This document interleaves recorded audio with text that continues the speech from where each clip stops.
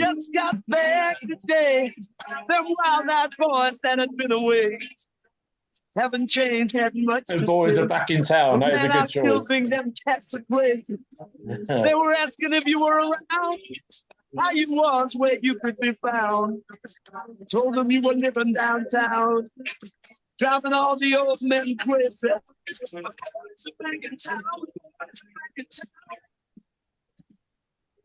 I said,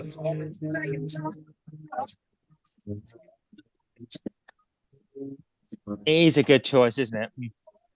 Yeah, it is. Yeah, very apt. Right. Very, very apt. Yes.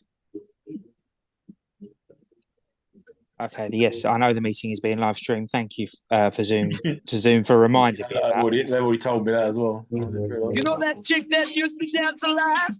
Every night she'd be on the floor shaking what she'd got. Man, when I tell you she was cool, she was red hot.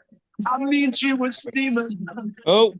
At that time over at Johnny's place, well, this chick got up and she slapped Johnny's face.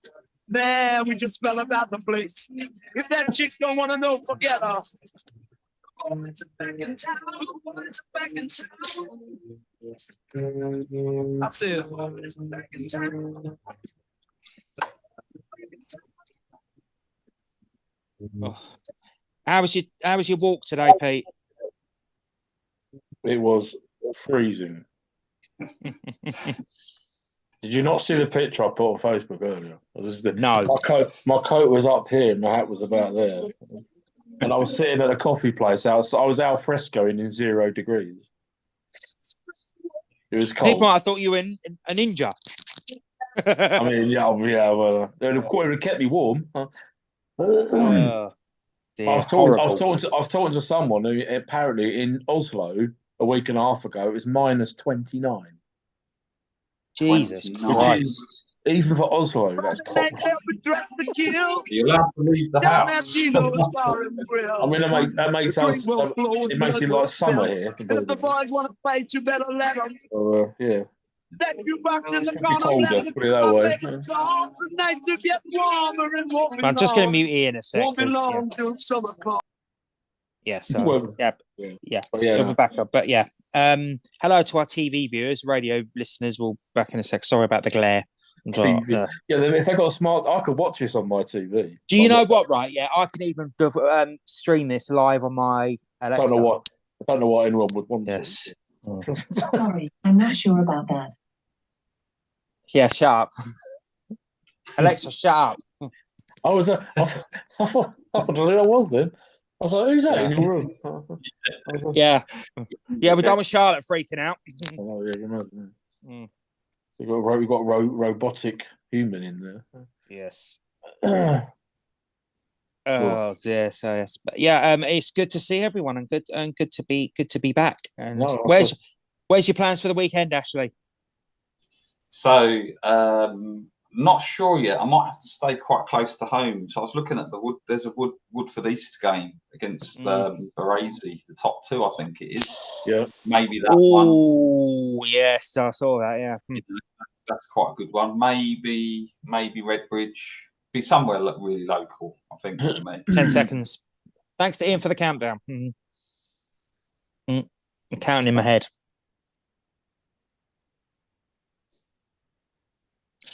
Yes, good evening, everyone, and welcome back to the Grassroots Football Show on East London Radio. It is Thursday, the 18th of January, 2024, and a happy new year to everyone, because it's been a bit of a while since we've been on air.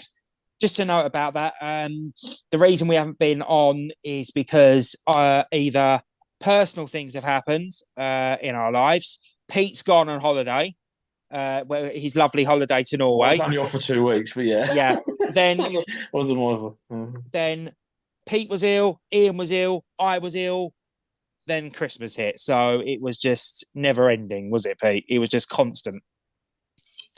I mean, the main thing is we're still here, and we're still alive. We're still here, and we're doing the show now, so it's good. Yeah. So apologies for that, but we are back. So we're very much looking forward to it. Evening to the man that pushes all the buttons for us, Ian. Oh, he can't hear us. No, he's on mute. He can't hear us. He's probably gone to I've finish fallen building. asleep. I'm here. Oh, fallen you've fallen asleep. Yeah. We've only been on 2 minutes. I know. Yeah. Muted myself. I was wondering. Yes. Fair play to Ian for sitting in his shed all wrapped up nice and warm for us tonight. Yeah. Oh, yes.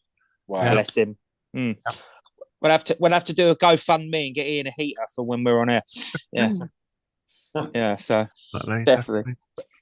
Yes, but yes, thanks very much for being here. Joining us this evening is regular contributor and friend of the show. It's Mr. Ashley Hanson. Good evening, Ashley. Good evening, everybody. How is everyone? Doing well, thank you very much. Probably cold. I've got a heating on full blast. I'm happy. I'm all right here. So I've got a heater on, but it's You see the coat there? I might put that on in a minute. Yes. No. Oh yeah, you might have to, because it is pretty cold, isn't it? So right, it's nothing compared to some places. So yes, we count ourselves lucky. It's not like -25 or something. Yes, definitely. Right, so we've got a lot to talk about. We've got some great results to talk about, and obviously we got all action, FA Vars, FA Trophy, FA Cup as well. And just evening to my friend Peter, the comedian, who has just texted me, are you going to be talking about the result of the week by Leyton Orient Football Club? No, we will not be discussing that. Yeah. There'll be no Pompey chat this week. There will not be any discussions on Leyton Orient's win at the weekend. No, there will not be. It was painful, to say the least. Oh. Yeah. I saw that result and thought of you straight away, thinking, "Oh dear." That's what I thought. That at least Norwich are through in the FA Cup. That's all I'm going to say. Oh yeah, we got Liverpool away on TV. Marvelous. I can see Ashley laughing. You're not an Orient fan, Ashley, are you? No, I'm not. No. Thank God for that. Otherwise, I'd have to cut you off. Yeah. No, not at all. Yeah. So anyway, the trip that Norwich will have to take up there on the telly, that's going to be a really difficult one. To be honest, I'd rather we lost last night, because we can't be bothered with that.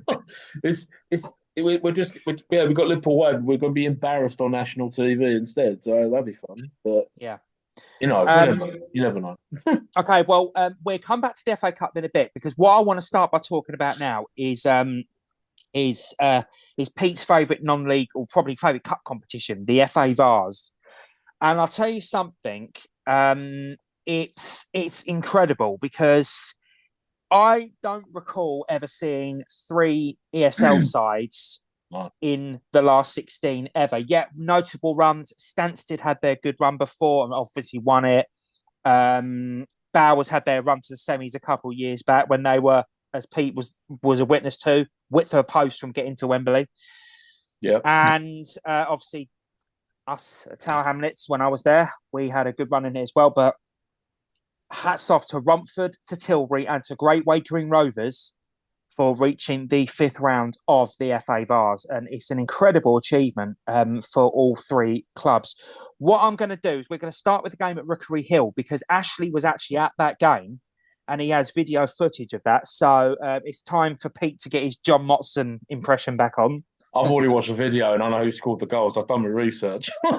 Good boy. I always watch his videos anyway, and I retweet them because they're good quality. I will only put the goals on because we can't unfortunately play the whole 26 minutes. Ashley, sorry, but if you go to Ashley's YouTube Vision, AJH Vision, AJH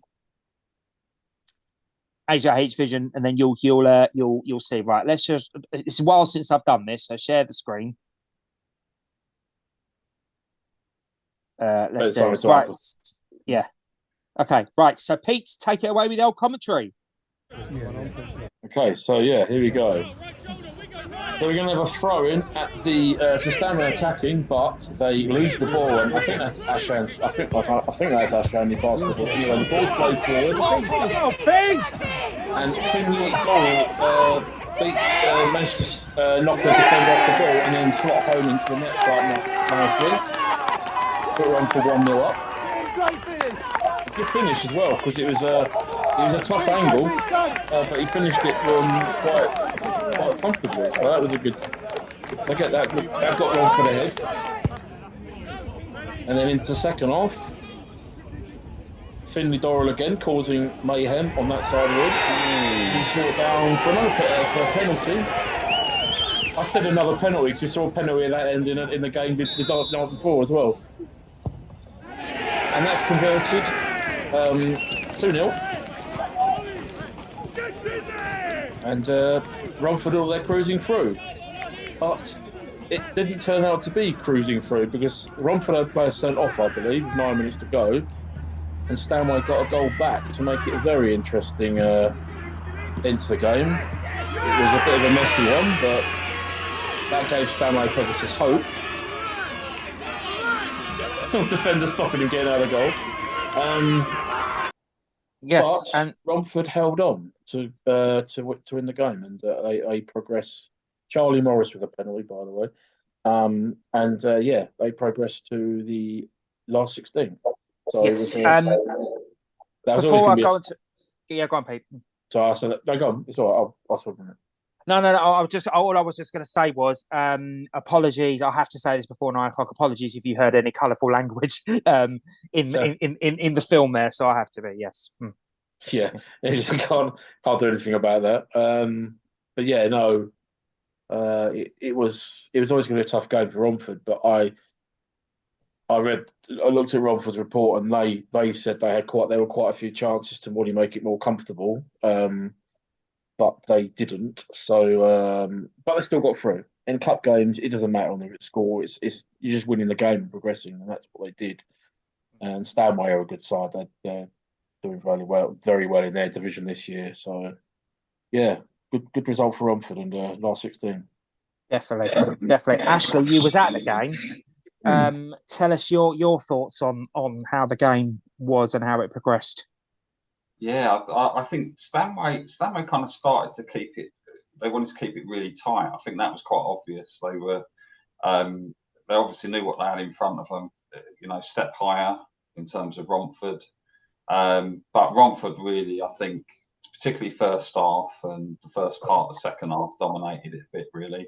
They had quite a few chances, had loads of chances. They hit the inside of the post. Well, everyone thought it was in around me. It was absolutely amazing. How that didn't go in, I don't know.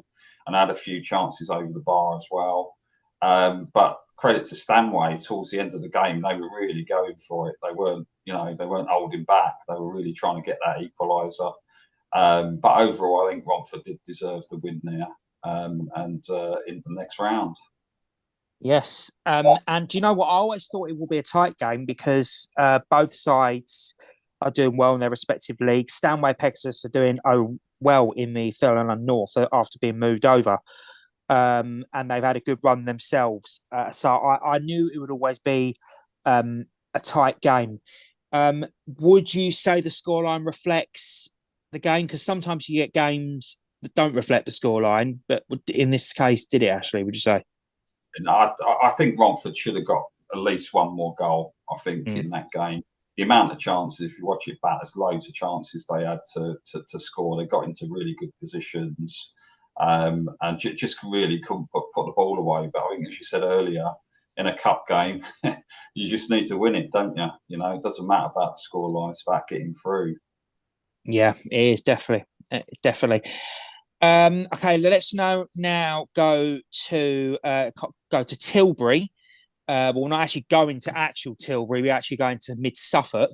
They played Walsham Le Willows. I got it right this time because last time I accidentally called it Wind in the Willows. Yeah. Yeah, easy. Let's be honest, it's an easy mistake to make. Let's be honest. It was autocorrect on your phone, wasn't it? Yeah, autocorrect. Blame autocorrect. And it might as well be Wind in the Willows because it was in the middle of nowhere. I mean, probably, yeah. Let's be honest. Another tough place. The Thurland sides are usually good. Great result for Tilbury, and a long way to go as well. Tough trip. Well, not as tough trips as some, but we'll come on to that in a minute. But yeah, great result for Tilbury, and they're through to the 5th round as well. So well done to Tilbury. Pete, we'll start with you. Yeah, Jack McQueen got the only goal. It was 224 there as well, so a good crowd. And I would imagine the majority were for the home team. So yeah, I mean Tilbury have just been awesome, haven't they? This season had a slow start, but they've hardly lost a game since about October or September or October time. So yeah, they are obviously top of the senior league. They're in the last 16 of ours. It's not a bad season for them so far, is it? Yeah, but yeah, they got the win again, as we say alluded to. It was only 1-0, but it doesn't matter. It's a win at the end of the day, and they've got another Vars game on the 10th of February. So yeah, that'll be another big day for them. Definitely. And Ashley, your thoughts? Yeah, it's always difficult, isn't it, going to an away game with a bit of travel attached to it. And like you say, Tilbury's pretty much doing really well, flying at the top there. And yeah, credit to Tilbury, 1-0. That's what they needed. They went there, got it, and in the next round. Yeah, well done. Great result for Mark Harrison there and Liam Wallace and the boys. And hopefully they will push on. We'll come on to the draw in a minute. Now, one thing I will say is Tilbury have got, obviously with this run, have got games in hand on the teams around them in the title race. Could this benefit them, or could it have a bit of an impact, shall we say? Would the likes of Sporting Bengal and Romford and Great Wakering be looking at it thinking, oh, hang on. But then again, Wakering themselves, yeah, you could, if you see my point, yeah. Well, you see the top four, three of them are in the last 16 of ours, so they've all got a similar problem. I know it's not really a problem. They're not really that far behind on games. So Tilbury have only played 2 less than Romford and 1 less than Wakering and 3 less than Sporting. So you can catch them up quite quickly. And the way they're playing at the moment, they'll probably get maximum points out of them. But I don't think with the games, I don't think will have much of a bearing on their title race. No, because they're not that far behind really on games, and they've got the points as well. They've still got more points than everyone else who only played 21 games, so they're in pretty good shape, I think, at the moment. Yes, I would agree with that. One thing I will ask you is before we come on to the other team, that obviously you said that 3 of the top 5 are up there, and 2 of them were relegated last season. And again, if you look at the draw, there's a couple of ones that are there. I mean, one of our sides has got a fellow relegated Step 4 club as well. Pete, would you just say the fact that 2 of them sides are in the top 5 in the title race and got to the last 16 of the Vars, do you think does that demonstrate a gap maybe between Isthmian North and ESL? I don't think there's much of a gap between the bottom half of the North and the ESL, but But on the flip side, yeah, they all struggled in the North Division, but I think they've still all found it quite tough. They took a while to adapt to the senior league, didn't they? I mean, remember Tilbury and Wakering were both sort of mid-table. The first 10 games or so. In fact, Tilbury they're moaning about their style of play and the management. You look at it now and you think, well, what were they moaning about? They just needed time to adapt. And I think sometimes clubs need to go down to go back up and be stronger, because it's happened a lot in the past. So I wouldn't say there's a massive gap, but obviously I think when you come down from that level, you're always going to be expected to push up, to be near the top of the division. I mean, it doesn't always happen. So yeah, I mean, Coggeshall. I think that's a different scenario. They got a very young team, and a lot of their players have come from Chancellor's reserve team, who are much lower level than this. So that was different. And obviously, look at Holbridge; they're in table and they've really struggled recently. So it doesn't always work out, but they're only 6 points off the playoff. So if they go on a run, they'll be right up there. Yeah, but I was going to say that. Yeah, so it's not a I've gone off tangent here massively, but it's all right. It's fine. But yeah, I mean, I don't think there's a massive gap between the bottom 2 of the North and the senior league. Yeah. I don't. I mean, I think if these teams went back up, I think they'd do all right in the North next season. Do it that way. 5 of the top half have been relegated from the Isthmian North in the last 2 years. So, yeah, it says how strong those sides and clubs can be. Right, so now let's go on. Now to the other result is Great Wakering Rovers made their little short trek from just east of Southend. And let's be honest, they used to say about going into London midweek was a nightmare. Yeah. They had to go to Shropshire. No disrespect to them. Love the people at Wakering. But they had to go to Shropshire. They actually were on the England-Wales border in Whitchurch, which is near Wrexham. Yeah.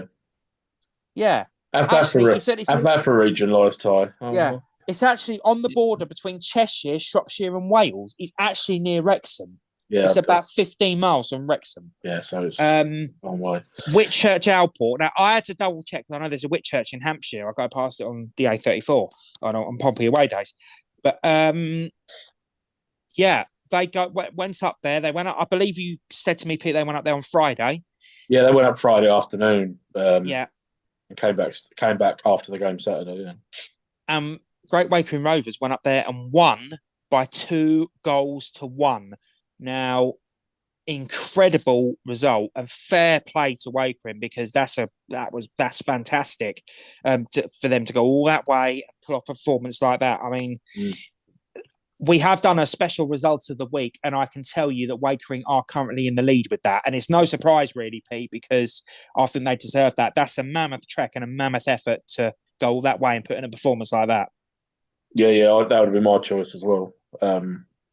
Yeah, I mean, it's just so the thing is, but there's it's a sort of tie you want because in the Vars you want something different. You want a change from the norm, should we say? Because in the early rounds you're drawing the teams you normally play against, so it's like all ESL teams drawing each other. Yeah, exactly. Don't get me started on that. I was always certain that 2 of the ESL teams would draw each other in the last 16. Luckily, they didn't. But I mean, would have guaranteed one going through. But anyway, that's another story. Wakering, that was a great result for them, and they had quite a few go down and follow them as well, which is a testament to the club. I mean, they're riding a crest of wave, and Marcus Bowers and Bunny have done an unbelievable job since they've gone in there. Coming from they've not much of senior experience really, because they were managing back at Baz Town, who were Olympian, and then Furlough None. So they've gone in, they've stamped their mark and got a side there who are playing with the utmost confidence at the moment, just like Tilbury, and Romford, and all 3 of them will fancy going all the way. I don't see why they wouldn't, because it's on your day and on their day they can beat anybody. So a great result for Wakering, I'm sure that was a fun trip home. Yes, we'll come on to the draw in a minute. Ashley, your thoughts, because that is one heck of a journey do. And I echo what Pete says. Really, Marcus Bowers has done a great job there with him and his team and the players. They've climbed up the league. They're running high on confidence, and to how that draw works, I don't know, because they if they were in the draw for this round, they wouldn't be able to play one another. So obviously, the way they split that is interesting. And to actually have to go up there, stay on a Friday night for a non-league team to do that is incredible, and they big shout out to them, big credit to them. Fantastic performance as well. But what I will say about Marcus Bowers, though, Pete, is obviously I know it was as a player, but he's got his experience of getting out of this league and promotion. Like you said, he's turned a team that you could probably say, and no disrespect to Wake, because I said love the people there. Let's be honest, they were a mid-table obscurity. Do you think he's turned them from a team that's mid-table obscurity to genuinely title promotion contenders? I think it's a bit unfair on the previous regime, because Woking were just starting to sort of turned the corner a bit before Fair Marcus enough. came in. But since Marcus has come in, he's just pushed them to a different level. You know, they haven't lost. I don't think they've lost since he's been in charge. So, and obviously bringing Bunny with him as well, his assistant. I mean, that helped because he knows they know each other inside out because they've been together with Basden Town. So I think they've all come over from there, and of course he's brought some players over with him as well. So there's all that familiarity, and they've brought him into a club who was already starting to turn the corner, and now they've taken them to the next level, and they are genuine title challenges, yeah, for sure. No question. Along with about 4 or 5 other teams, probably it's a quite open league this year. So. Yeah, exactly. Someone I heard someone say earlier in the week that if one team's going to topple Tilbury, it's Great Wakeford. I don't know if you remember 5 or 6 years ago. I know it's more harder and open now, but this is what they did. Great Wakeford. It was about this time of year they had a bit of a slow start, didn't they? And it was Ian O'Connell who was in charge, and they just literally around this time they just went on a great run, and they just ended up winning. I think by about 7 or 8 points in the end. I think so. I know it's going to be harder this time around to do something like that. As I said to you, I've said many times, I don't think anyone's going to run away with the league this year. There's too many good teams in it. They're all going to beat each other. So exactly, and I said all along that Wakeman would be all right. Very exciting. So, it'd be interesting to see what happens. But yeah, there are a lot of teams in that mix at the moment who'll fancy their chances. That's for sure. Yeah, and I don't mean to blow my own trumpet. Ooh. At the start, when we started the show at the start of the season, I did say to you, don't even in winter period, don't rule out Wakering because they've done it before. They can do it again. Yeah. So you can't rule them out. No, of course you can't. You never did. You knew at some point they would find their feet. A bit like Tilbury. Tilbury were in a similar position a bit earlier than that, and they started slowly. People questioning the mark and the assistant and the style of play, but. Well, they're not questioning it now, are they? So exactly, you need to give people time to settle, and then once they've found their feet, they're always going to be strong in this division. So 100%. Right, let's go on to the draw, and perfect timing because we have a survey or a poll, but we'll come into that in a second. This is the draw. I will do the full draw. Now, one thing I will say is Pete mentioned this the other day. That there's a massive disparity this year between the North and the South. There's only 6 teams from the North with only 3 ties, and 5 ties for the South with 10 teams. So, Pete, in the last couple of years, they talk about in economics and politics, there's a North-South divide. The North-South divide and balance in the Vars in the last few years has really shifted south when it was always Northern dominant. At one point, Northern League dominated. Yeah, it was always a Northern League who were winning it. Yeah, I think at one point it was 9 out of the 10 Varses, not that long ago, were won by teams from the Northern League. So, and there's only one of them left. And there's only one left in the competition now, and I think Ascot won it last year. And they're from Berkshire. Trying to remember it, and obviously Chertsey Town won it not that long ago.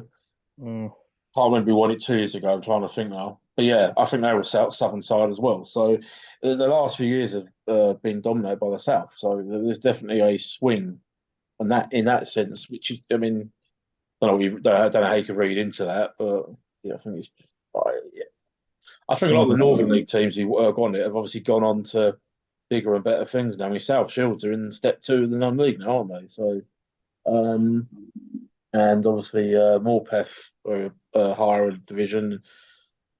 Teams that have won it in the past. So yeah, I think it's probably something to do with the fact that the Northern League probably isn't as strong as it once was because they've lost a few of the teams who were strong and were doing well in the VAR. So.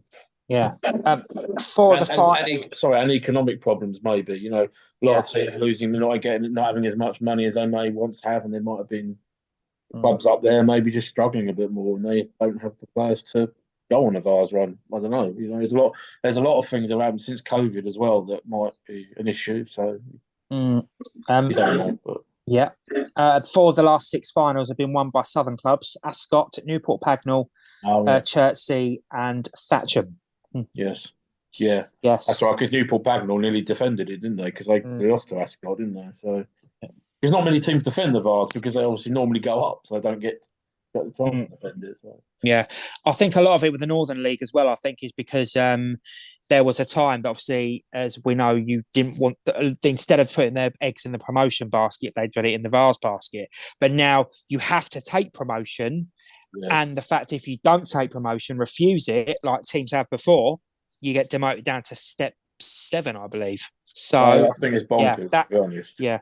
So I mean, it's ridiculous. That's another story altogether. But I mean, you look at the teams like the Northern League teams. They go up, and the travel costs shoot through the roof because some of the travelling they've got to do in the league above them is absolutely astronomical. For a league, North Shields have struggled, which is not. Well, you know, I mean, yeah, but North Shields, I don't even gone up. They just run into financial difficulties. But some of these teams, they're having to travel hundreds of miles for a league game, which is the league's supposed to be regionalised. I mean, it's not really, but so you can understand why these clubs don't want necessarily haven't got the financial clout to go up, but to demote them 2 levels because of that, I think it's absurd. It really is. Yeah. I think when North Shields did go up, but they were demoted because their ground wasn't up to standard because they couldn't afford to do it because of the astronomical travel costs. They haven't got. Well, they didn't have a clubhouse at the ground for a start. There was a club 5 minutes down the road that they used, but I think they needed the clubhouse to be out the ground. But they didn't. Yeah, but it's hard. It's hard. And if you haven't got the money to do it, then what are you supposed to do? They don't get much sympathy from the FA or the local. Taker used to do that, didn't they? Yeah, they had to build a clubhouse. They had to build it, didn't they? Yeah, regulations. Yeah, but this is anyway. Back to the full draw. It's Emley from Yorkshire in the Northern Counties East League against Wickham. Wickham from Gateshead, not Wickham Wanderers. Yeah, that's another story we'll come on to in a minute. I'll drop that far. There's a little bit of a local derby in this one: Stourport Swifts versus Worcester City. Yeah, this is going to be that's going to be interesting. And Hallam from Sheffield against Lincoln United, who were relegated from Step 4 last season, ironically. You've got Bridgewater United, who are relegated from Step 4, against Deal Town. Tilbury. I was going to say, so I pre-set Bridgewater actually knocked Farnham out. And Farnham had won every single league game this season, 17 out of 17. That was a good result for Bridgewater. I just thought I'd throw that 100%. Well done, Statman. Tilbury at home to North Greenford United. Yes. It's Highworth, a great way to make the trip to picturesque Highworth. Jersey Bulls versus Falmouth from Cornwall. And in Pete's Vars run, it's Hilltop versus Romford. Now, what I will say is in the whole draw, it's again, this is what I'm saying about the Step 4-5 gap. There is 1, 2, 3, 4, 5 sides that were in Step 4 last season are in the last 16 this time round. Now, in our part of the world, let's start with Tilbury versus... Now, I'll be honest with you, all 3, I think, Ashley, are winnable. 100% they're all winnable ties for our clubs. Start with Tilbury and North Greenford. Yeah. At home, you have to fancy Tilbury, the run they're on. Yeah, I think so. I think they can go into that game with quite a lot of confidence. Obviously, sitting, like as Pete was saying, they've got a few games in hand in the league, and they're top. You know, what more confidence can you have going into that sort of match? So I'm sure they'll put everything into winning that. I don't know too much about North Greenford, but I think the home tie will, is a great opportunity for them to get through. I think it is, Pete. North Greenford United are 7th in the forgotten the league. I've got the league right in front of me. Combined counties, aren't they? They're combined counties Premier North. Yeah, because they've got 2 divisions that league. Yeah, they've got 2 Premier divisions. Yeah, they're currently 7th, having won 8, drawn 6, lost 6. So they're not pulling up any trees in their division. Although league positions in Vars doesn't normally count for a lot. Because Hilltop are bottom of the same division.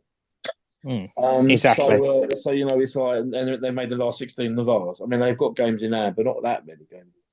So if you look at Tilbury, they're flying high in the top of the senior league, and they're playing a team who are seventh in that division. Yeah, on paper, Tilbury will more than fancy their chances, but you've got to be wary of cross division games because you don't know some divisions are stronger than others. That's for sure. So. True. But I mean, Tilbury being at home, and that's not the hardest draw they could have got. I think they'll be delighted being at home against. No disrespect to North Greenford, and then they'll probably. North Greenford, by the way, is a lovely club. I went there last season for a game when I was over there, and they couldn't be more. They bought me a pint and everything. They couldn't be more friendlier. So I have a soft spot for them because of that. But obviously, I want Tilbury to get through because they're a senior league team. But I think Tilbury will definitely fancy it being at home as well. So yes. Right, Wakering.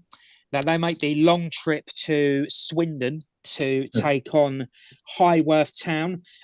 Pete's been there for a Vars game before. I was there last season when Walthamstow played him in the Southern League, and I tell you what a lovely bunch of people, lovely ground as well, very picturesque as well when up there.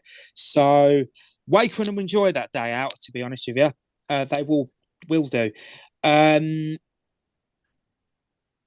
Again, it's very much like Wakering because Wakering's like a small little village. Highworth's a small little village just outside the big town.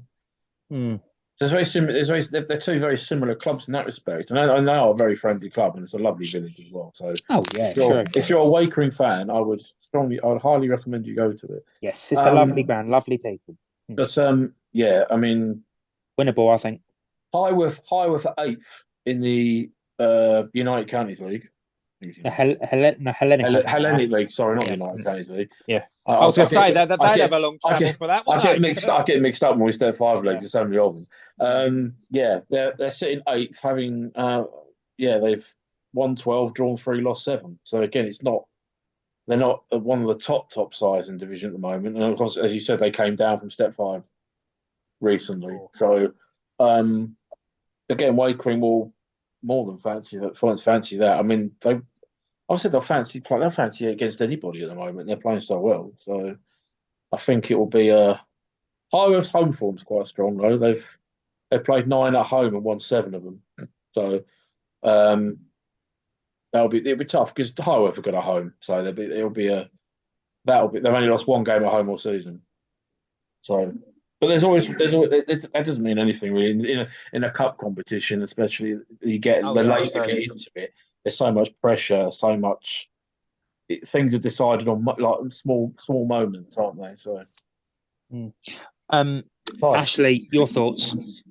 Yeah, I think Great Wakering have obviously had a bit of practice with long away days, so that I think they'll get themselves prepared for that. I got a feeling this one's going to be a close one. Looking at both those teams. I mean, Highworth. I think they played I think it was Holmesdale they beat. It was. Wasn't it? And from Kent. So with their good home form and Great Wakering flying high in the Essex Senior, I think that one's going to be really close. It's hard to call that one. Should be a good tie. Should be a really good tie. That. I'm intrigued by it.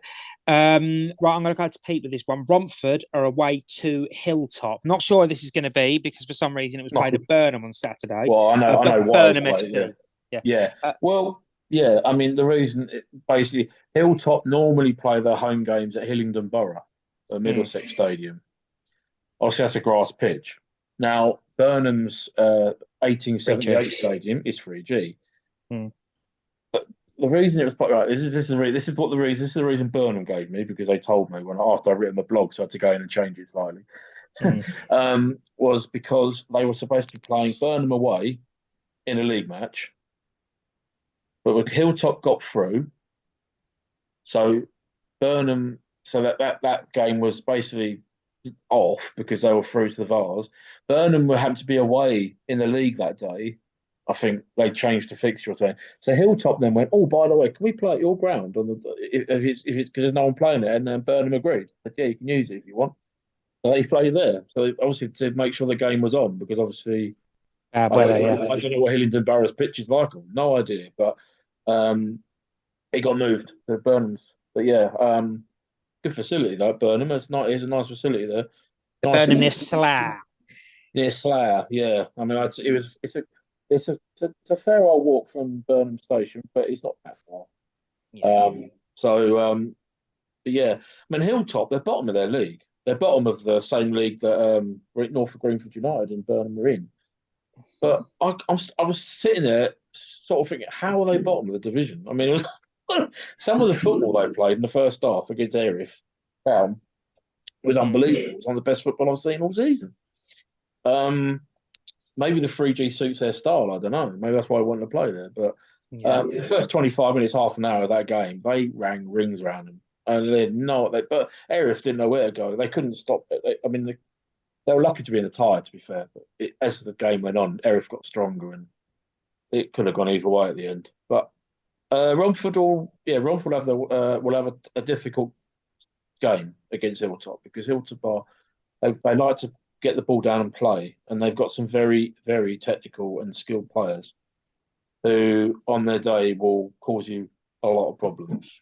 So Romford need to be wary of that for sure, especially down the right. They got a lot of joy down the right. So I was surprised Romford haven't asked for a scouting report, to be honest. I could have given them some sort of information, but yeah, no, that'll be. Whether it's at Hillingdon Borough or is at Burnham, I think that was just a one-off at Burnham, to be honest, because they just happened to be they're supposed to be playing there that day anyway. So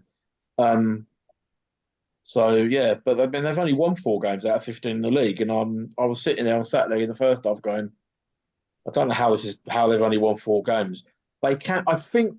Sorry to go on a bit here. They have got. They can.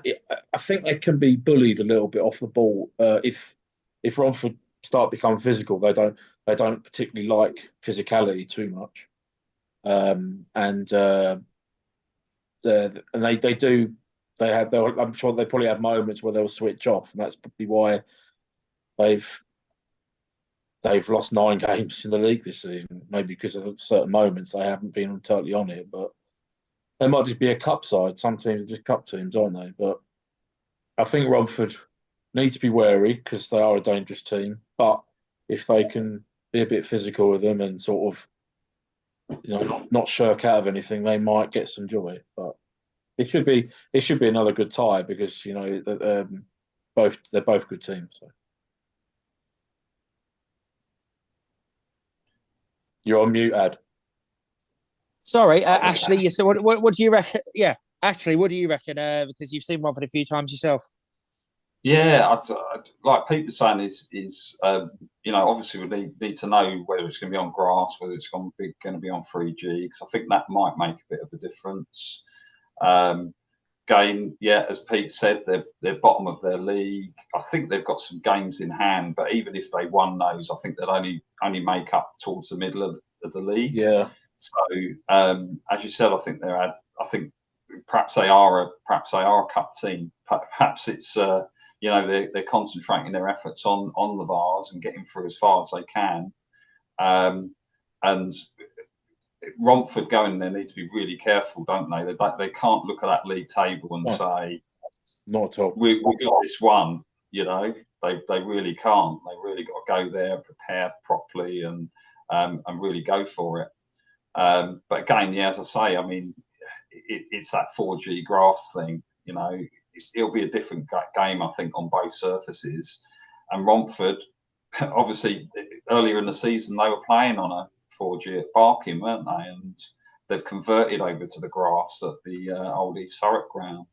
So, yeah, I think it's just preparation really for Romford. If they can prepare properly, hopefully they can do the job. But as you said, Pete, if they're playing that sort of football, Hilltop, it could get a bit. It could be a struggle for them. You just can't. I mean, you just can't look at the. I'm actually looking to see if Burnham are at home on the 10th because if they are, they ain't going to give that up, are they? So. I don't think it's. I don't. To be fair, I don't think. I think that was just a one-off because I just. Yeah. Well, they're not. I'm seeing on full time where they're. Because on full time, it's at the Middlesex Stadium, built up Romford.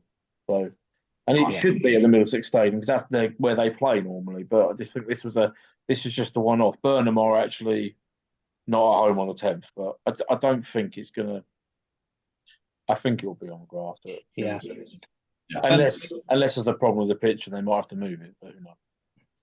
Before I move on to the next question, just a shout out to Aaron Mulqueen, Tilbury supporter, who's got in touch. He said about Tilbury, he said, Mark and Liam have worked very hard to get us back playing well and on course of a return to the Isthmian North. Aaron also pointed fingers at certain individuals for how Tilbury's season went down last season. Unfortunately, due to Ofcom regulations, Aaron, we can't name people, unfortunately, but you're entitled to your opinion. Unfortunately, we just can't name that on the programme. But yeah, you're entitled to your opinion. Thank you very much for getting in touch. The next question I'm going to ask, Aaron's actually already answered this because he thinks Tilbury 100%. We've run a poll this afternoon. And we asked you, the Joe public out there, which of our three remaining ESL representatives do you think will go furthest in the Vase? Now, while I get the results of the public vote up, I'm firing this question to the floor. Pete and Ash, who do you think out of the three will go furthest? Yeah, logically, I've gone for the Tilbury because they've got the home draw and they're top of the Essex Senior. I saw them earlier in the season. I think it was against Woodford, and I think they won 3-0. I think it was, and they look really good. They looked a really good, strong side. That was the turning point, I think, for them and for Woodford. I think that was the turning point. Absolutely, yeah. That night it really changed. The league table really changed, didn't it? And out of the three, you'd want them all to go through, but I think because Tilbury's got the home tie, I would go for Tilbury because it gets them into the last 8, isn't it? Yeah, but what I'm saying is, who do you think?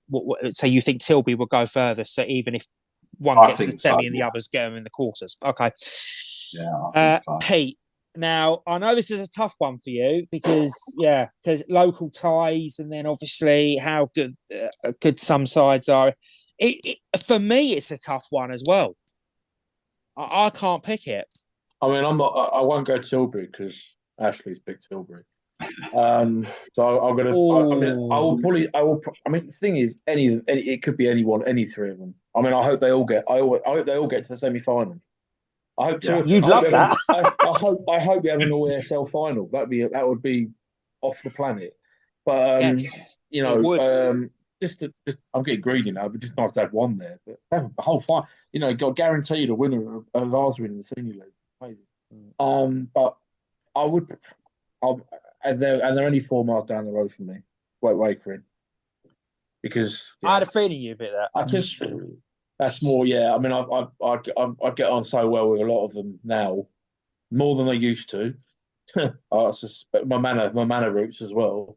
But I think Marcus has done an amazing job there. And I just feel like they've got that team spirit, the energy at the moment, and I think it's going to be a special year for them.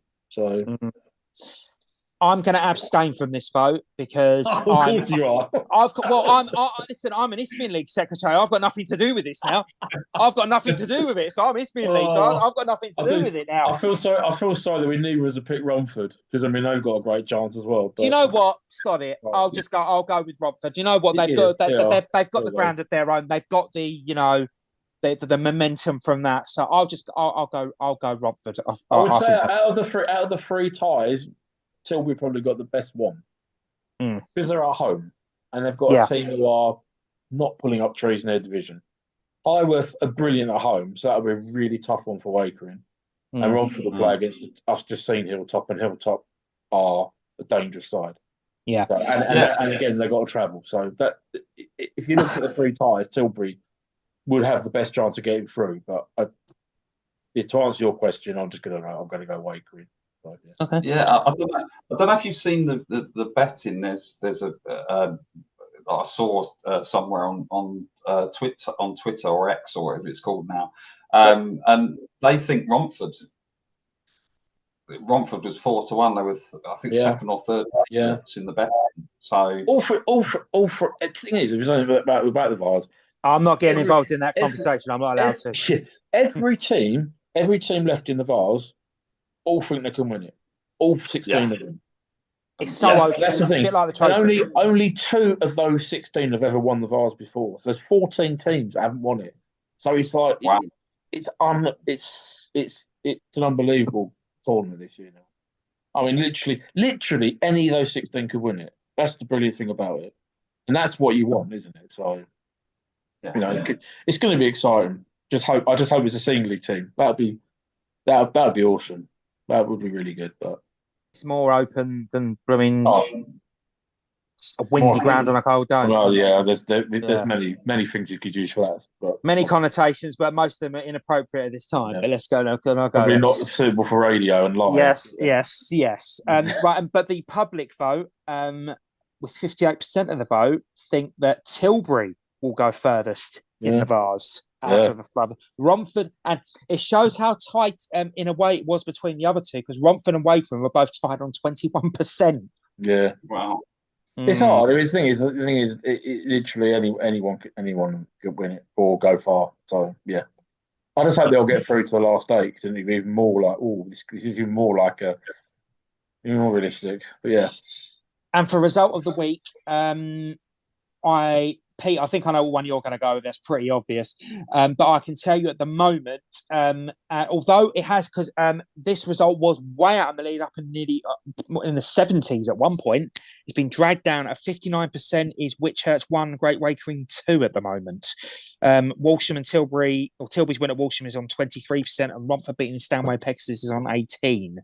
So if you two had to pick a result of the week from those three, I'm going to go Wakering because that was an unbelievable effort and trek to go up there. Yeah, the circumstances surrounding it.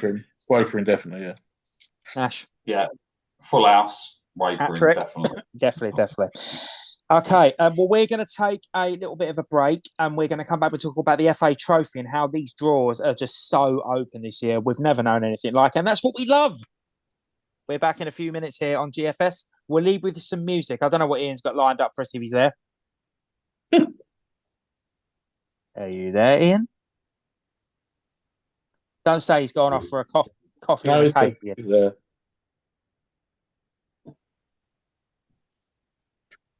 But yeah, so there you go.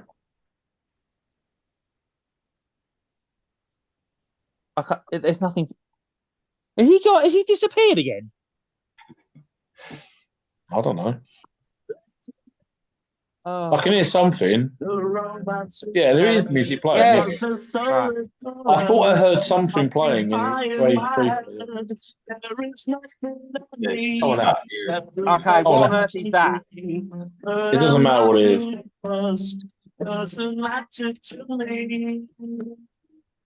Oh, it's Ruby, Ruby, Ruby. Oh yeah. I do think Zoom has done something with the thing, so it doesn't sound doesn't sound as good as it did. I mean, yeah. Well, they can hear it. That's the main thing that we don't. Jordan Henderson joins Ajax on a 2.5-year deal. Who cares? I don't.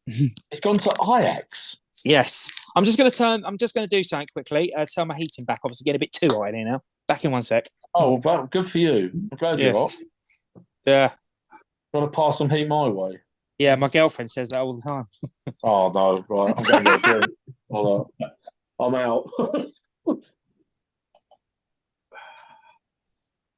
Anyone watching on YouTube, you can't see anybody now. Oh.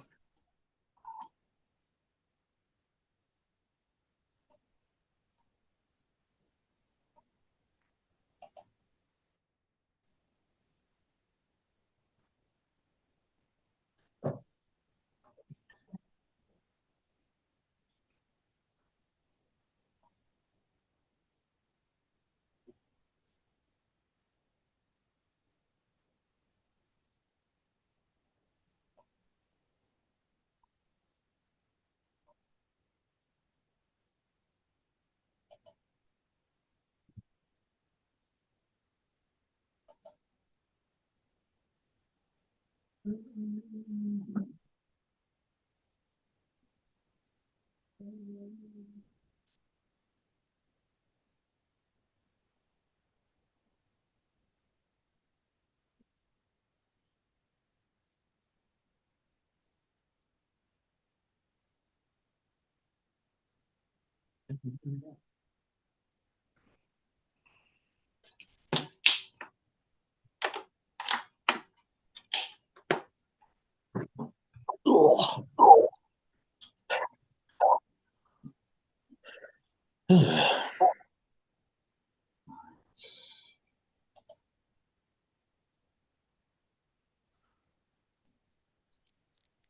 I'm back. Yeah. Oh. I think we're back on the air. Are we back on the air? Yeah. Ian, can you confirm we're back on the air? I don't know. I think yeah. Yep, you're still going. Oh, we're still on. Yes, sorry about that. You're Yes. still on. We're still on. Yes, welcome. Yes, welcome back to GFS here on East London Radio. It's Adam, Pete, and Ashley here talking about all things football. Just to give you a bit of anyone been watching the football, Nigeria have just beat Ivory Coast by 1-0. So Pete nearly choked on a biscuit there. I've not even been watching the African Cup of Nations, so I don't even know what's going on. I pretty much avoid watching any games that got VAR in it at the moment because it's doing my head in. So yeah, don't watch Liverpool and Norwich then. I won't. Yeah. Yes. Just a quick mention as well before we go on to the trophy. A big shout out, by the way. We must say this because this is brilliant. Richard Kone, who secured his move from Athletic Newham to Wycombe Wanderers in the last couple of weeks, or New Year's Day. It was confirmed actually. It's been a long time coming to get his move, but he's finally and it's to a league club as well. So and he scored in his debut, I think, as well against West Ham in the what's it called? I don't know, the Poundland Cup. Or I don't know what it's called this week. Yeah, whatever it is. Yeah. It was a Papa John's, wasn't it? But yeah, whatever it's called. So he scored EFL trophy. He scored the winner against West Ham. So fair play to Richard. Great move, great exposure for the ESL and for Athletic Newham. Another one of our stars going through, like Dwight Gale and others as well. So, yeah, Randall Williams, amazing. He's deserved that move. He's been, where he came from. Just never got there were work permit issues and all that before. Because he nearly went to Colchester a couple of years ago, didn't he? So, yeah, and the goal he scored against West Ham's younger West Ham team, was a brilliant goal. It's a great finish. It's great that he's just taken that straight into his new team. He belongs there. He belongs there at the end of the day. He's a great player. Great player. I just hope he gets the chance, and he gets a lot of football because he deserves it. Ash? Yeah, and he made his EFL debut, didn't he? He came on the 80-something minute in the after that game as well. So he's actually, not only played in the EFL trophy, he's actually made his full debut. And that goal was just incredible. It's typical Richard, wasn't it? The control. The ball looked like it was going somewhere else, and he just kind of controlled it so well and slotted it in the corner. Yeah. And a lot of those players in that team, that young West Ham team, there's a few players in there that no doubt will make some sort of breakthrough at maybe Championship, maybe Premier League level. So he's playing against some really good players there. And what a delight to see him in the last couple of years. But I guess a lot of the Essex senior managers are happy to get shot of him, really. I'm playing against him anymore, but amazing. It's good to see. It's great, to see someone. He's such a humble guy as well. I mean, I've spoke to him a lot of times. I last spoke to him at Coggeshall when he was 32 degrees and he wasn't playing because he was suspended. They're far days. It's like 32 Fahrenheit at the moment.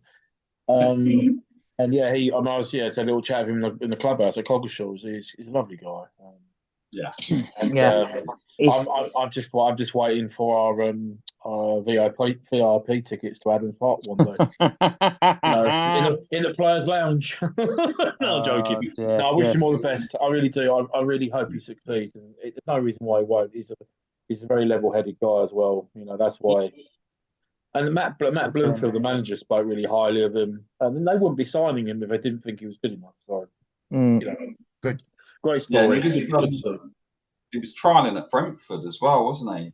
For a period of time, but he settled on Wickham, so he could have gone even higher. Even gone to the Prem, yeah.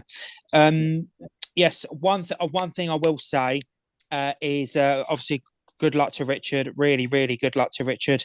They've got Wickham. They've got a run of games coming up. Peterborough, Bolton, Oxford, and Stevenage. Richard, if you're listening, you know what to do.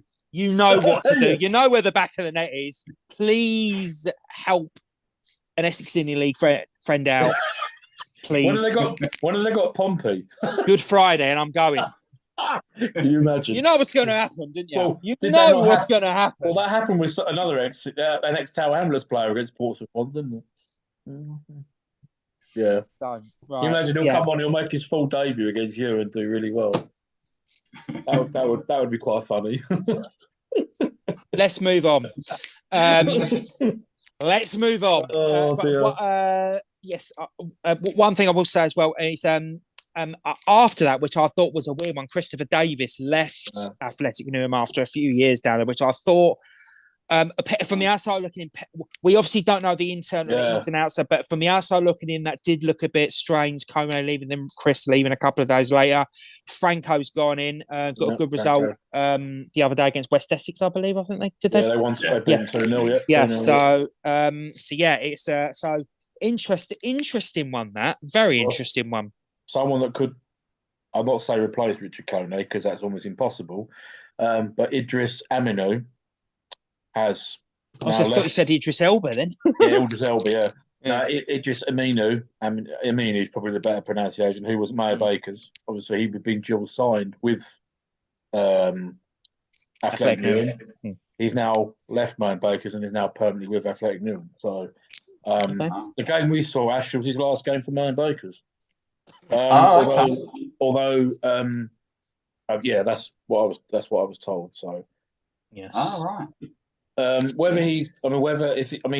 play a lot for Athletic Newham because he's a very good player, and I think it maybe he might well replace Kone because he plays a very similar game to him. So, Idris is another lovely guy, good player, and I sort of gave him a hug after the game in the bar after the Basildon game and said, "Good luck at Newham," because I think he's again another humble, good guy who deserves to succeed. So yeah, 100%. So, yeah. Right. The next thing we're going to talk about, also just quickly mention as well, from the Essex Senior League to the Football League. Great to see the Cowleys back in management. I wrote and finally get the Essex job that they deserve, to be honest. At Colchester, back in management a year after being sacked by Pompey. I saw Danny last week at the Essex Senior Cup game. It was really good to see him, and it's great to see them back in management. I think, Pete, that it was their destiny to be like a Cole U, Southend, or a Dagenham, that one day they was going to manage one of them three. Well, I'll tell you what, Colchester done amazingly well to get them to there. They'll galvanise that squad. They were going nowhere until then, and they obviously, I think they drew their first game, didn't they? Bradford they drew. I think they've drawn both games. I don't know, but they're certainly the fans I know have certainly seen a difference in the attitude of the players. Let's put it that way. So I think they'll obviously they are in a relegation battle, but I mean they're 6 points clear of Sutton United, so they've got a bit of a buffer. But Sutton have got 2 games in hand, Forest Green. But I think the Cowleys will get them up that table now, get them to probably mid-table, I'd say. 100%. And then obviously, given 2 or 3, you're given some time, which they probably didn't get at other clubs. Yeah. They will certainly do a good job there. And yeah, they're obviously back in Essex, which is a good thing for them. It's close to home for them, isn't it? So Yeah, I think as well, Ash. I think in a way he is not only did Colchester need him, but I think in a way, I hope I'm not speaking out of turn. I think he needed Colchester because let's be honest, Huddersfield, yeah, okay, didn't work out there for him either. It didn't end well for him at Fratton Park. I was there at his last game, and that was just from someone who I really want to succeed. It was not nice to see him getting the abuse he was get. So it didn't really end well for him there. So I think personally this is good for him. What do you think? Yeah, I think so. Like you say, it's an Essex club. Colchester in need of a bit of a boost. Experienced managers. He's managed, obviously in the Championship. Like I say, with Huddersfield, didn't quite work out there. But, he's a good manager. They're good managers, aren't they? Wherever they've been, they've looked good for a period of time. But hopefully he can work it out and push them forward. Yeah, definitely.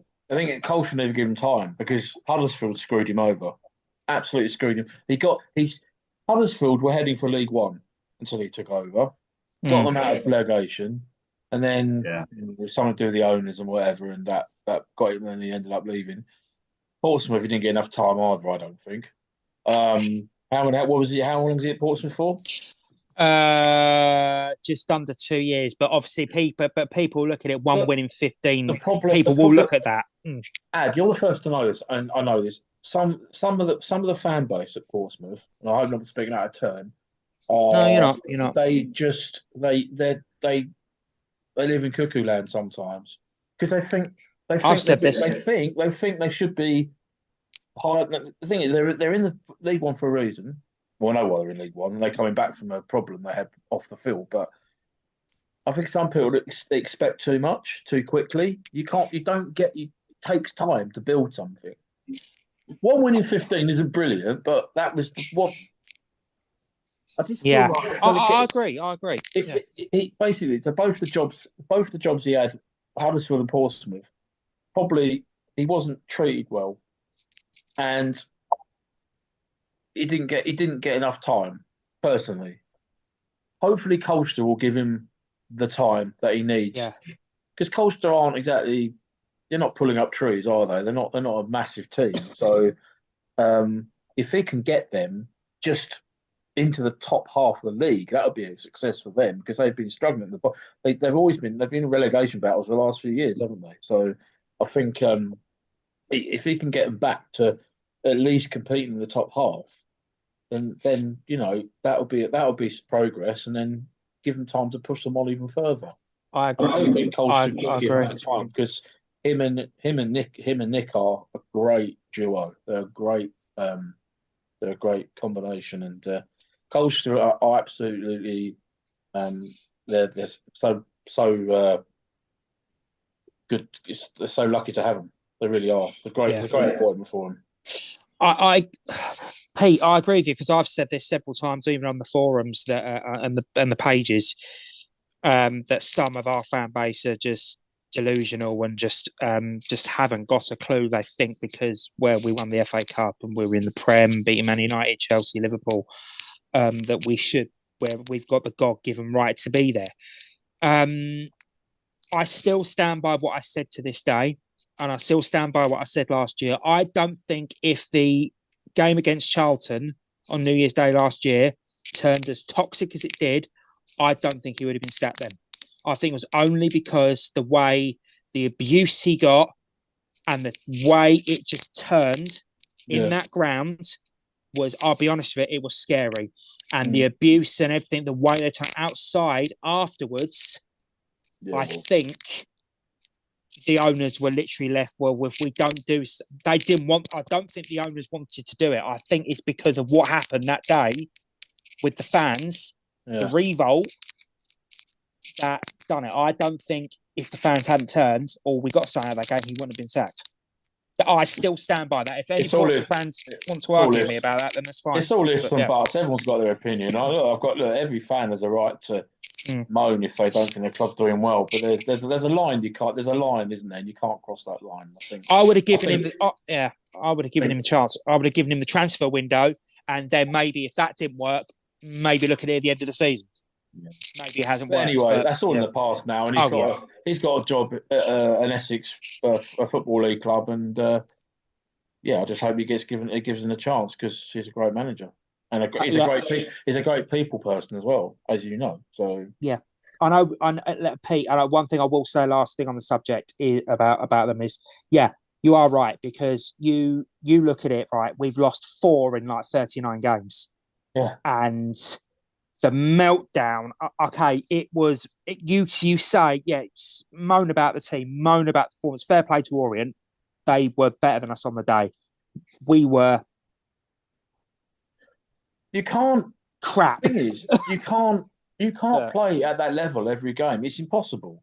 Every team will have a bad run. It's just fact. We've just lost our best creative midfielder, Alex Robertson, to injury for the rest of the season. So you're going to take time to adapt to that, and we'll have to bring in reinforcements. Yeah. Okay, as I say, moan about it. Yeah, okay, fine. But the meltdown some of them were having, 4 defeats in 39, nearly 40 games since March last year.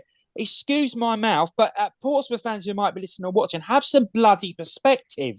Have some bloody perspective.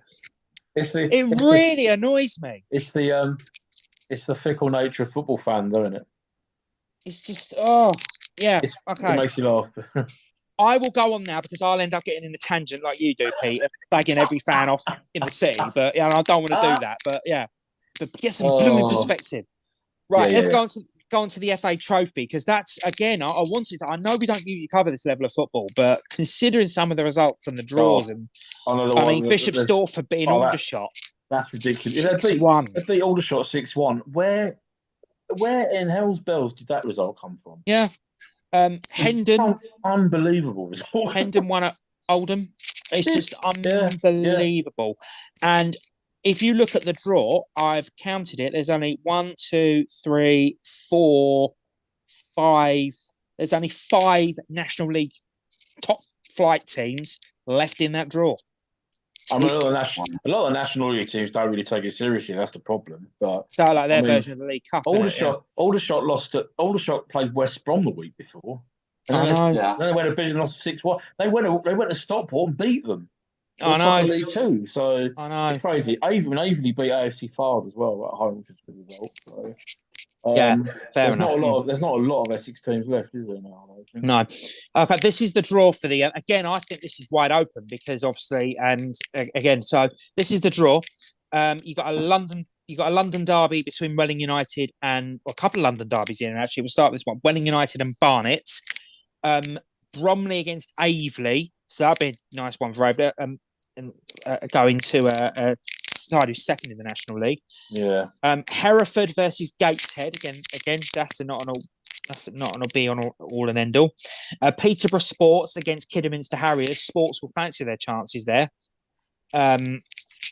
Obviously, against Kidderminster side that are struggling in the division above. A big local London derby here between Wealdstone and Hendon. No love lost there.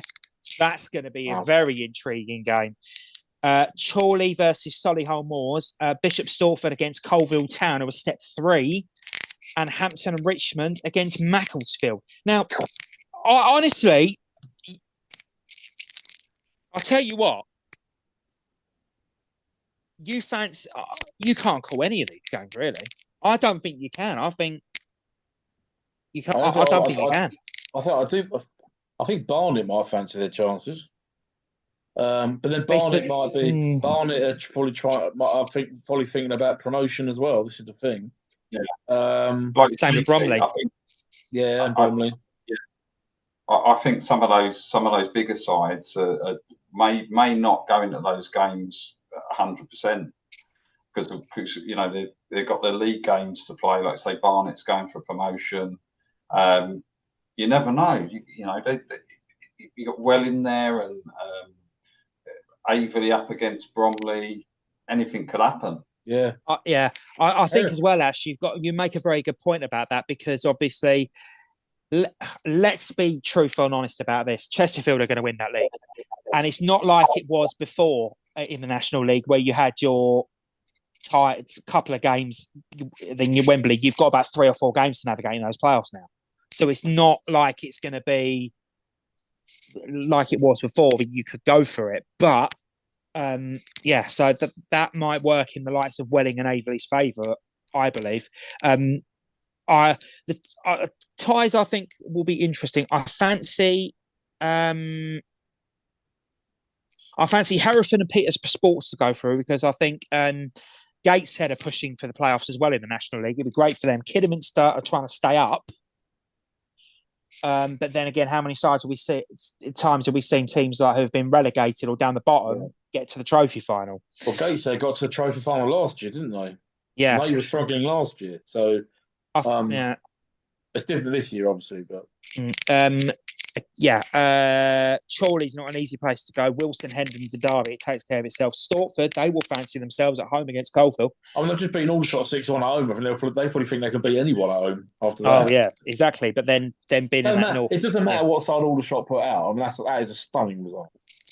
Exactly, and I think you're seeing the best of Stortford, because they had a good FA Cup run as well. I think because for the fact they've been in, the only reason they are what they are is because they've been placed in that stupid division. You're seeing the best of Stortford, I think, in the Cup.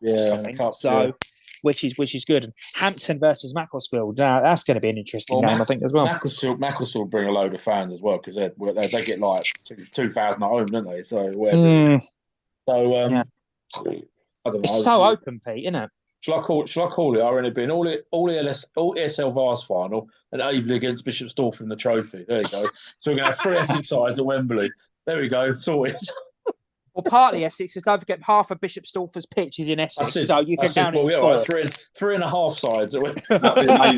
Yes. So, that'd be a fun non-league finals, though, wouldn't it? Yeah, I'll definitely be up for that. They're big crowds of that going. All of Essex turn up. Yeah, all of Essex turn up. But yeah, Ashley, your thoughts? It's so open, isn't it? Yeah, it is really open, isn't it? It's like it just depends on the day. It depends on those big clubs turning up, with their best side and really going for it, And like I say, Bishop Stortford, I think that was the result of the last round, really 6-1 against Aldershot. I couldn't see that one coming. They get quite good. I think they got quite good support up there for that actual match, and they'll be looking at that Coalville game and thinking they can do it. I think in a way, the trophy to the National League clubs, especially the ones that are doing well, is like the FA Cup or the League Cup to the bottom half Prem and top half Championship clubs. They've got the carrot dangling in front of them.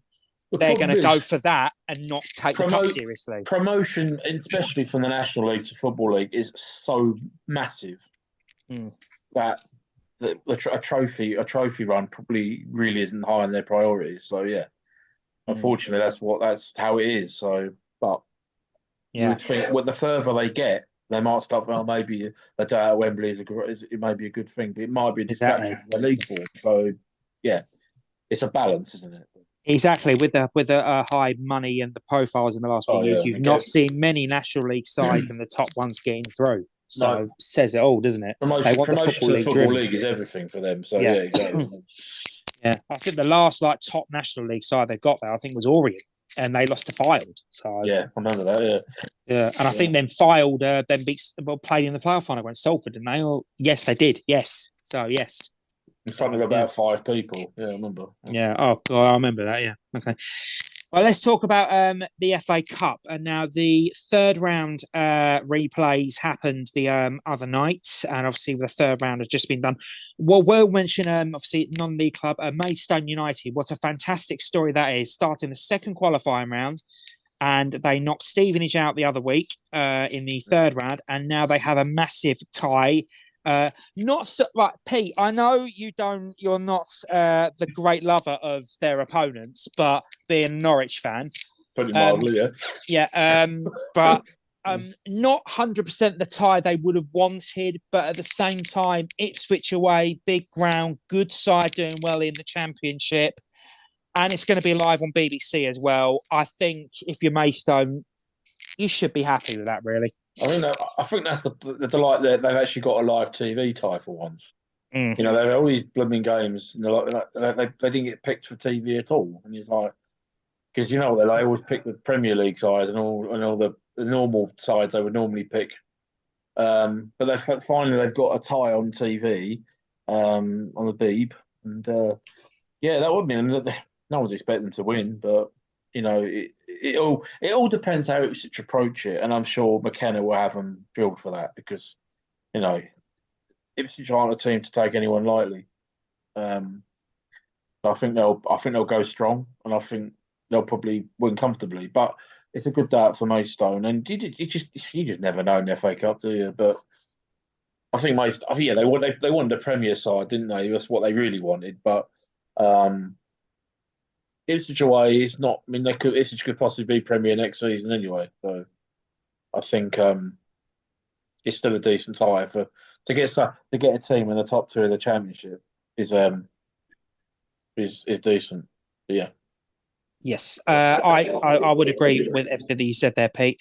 So obviously, Ash, unbelievable story that for Maidstone. George Edakobe, bless him, first managerial job, and he's come in and he's been fantastic for them. They said there's a real energy around the club now. Do you see this game as a free hit? Again, we've just mentioned it there. Yeah. About the dangling the carrot of the Premier League. Ipswich, I know Pete will hate to admit it, but have done really, really well. They can see really good, yeah. The Premier League in their sights, and they have got history. Remember Lincoln, Danny Cowley beat Ipswich, so they have got history. I know they're at home. Maidstone got a chance. I don't know. You know, I think Ipswich are going to be a bit too strong for them. But like Pete was saying, I'm so glad they got on telly after coming from the second qualifying round. That's a lot of ties that you get through, and you haven't been on telly. So it's great that they're on telly. But I think Ipswich are going to be a little bit too strong for them. But you know, with the FA Cup, you never know, do you? You absolutely never know what's going to happen. It could be, you know, it could be a really tight game. Ipswich could be unlucky with a few shots, and it's 0-0, 88th minute. You know, you never know, do you? With the FA Cup, it's that sort of. To be honest, if Norwich can go there and get a point, then I think Maidstone could probably win. So I'm joking. The way we've been playing, that game was unbelievable. That one. We should have lost about 8-2. But yeah, so if they have a game like that where they can't put the ball in the net, then Maidstone might have a chance because you just don't know. I mean, it's 11 against 11. You know, on any given day, I think they'd have had more of a chance at it being at Maidstone, perhaps, because obviously Maidstone have got the 3G pitch as well. But I think it's a great day out for them. They'll take a few thousand with them, and they'll just have, not that far, is it? They'll just have a party because they know that no one expects them to win, so there's no pressure on them, is there? And yeah, they just go for it. To see their manager as emotional as he was after they beat Barrow and Stevenage. Barrow are going for promotion to League One, and Stevenage are obviously League Two as well. That's the FA Cup in a nutshell, isn't it? It means so much. So yeah, exactly. Yeah. So exactly. Promotion contenders, they're seeing the dangle carrot, but yeah. So it'll be interesting to see how it plays out. Eastleigh, the other non-league representatives, they are unfortunately out now. Against they've lost 3-1 in the replay to Newport County. I'm surprised. I did fancy Eastleigh. But on the same side, when you got the carrot of Man United, I keep talking about carrots. I don't know why. When you got Man United dangling in front of you, you're always going to be more up for it. So, although I fancy that maybe the result isn't that much of a surprise. And Newport have got good cup pedigree in recent years. Yeah. Well, the same thing happened to Newport in the last round. They went to Barnet, and a lot of people fancying Barnet to beat them in the replay. They won 4-1. So, you know, when it comes second time round, they're getting the job done. They're getting professional about it. But Man United at home, well, they could draw them to Man United and then beat them in Old Trafford. You never know.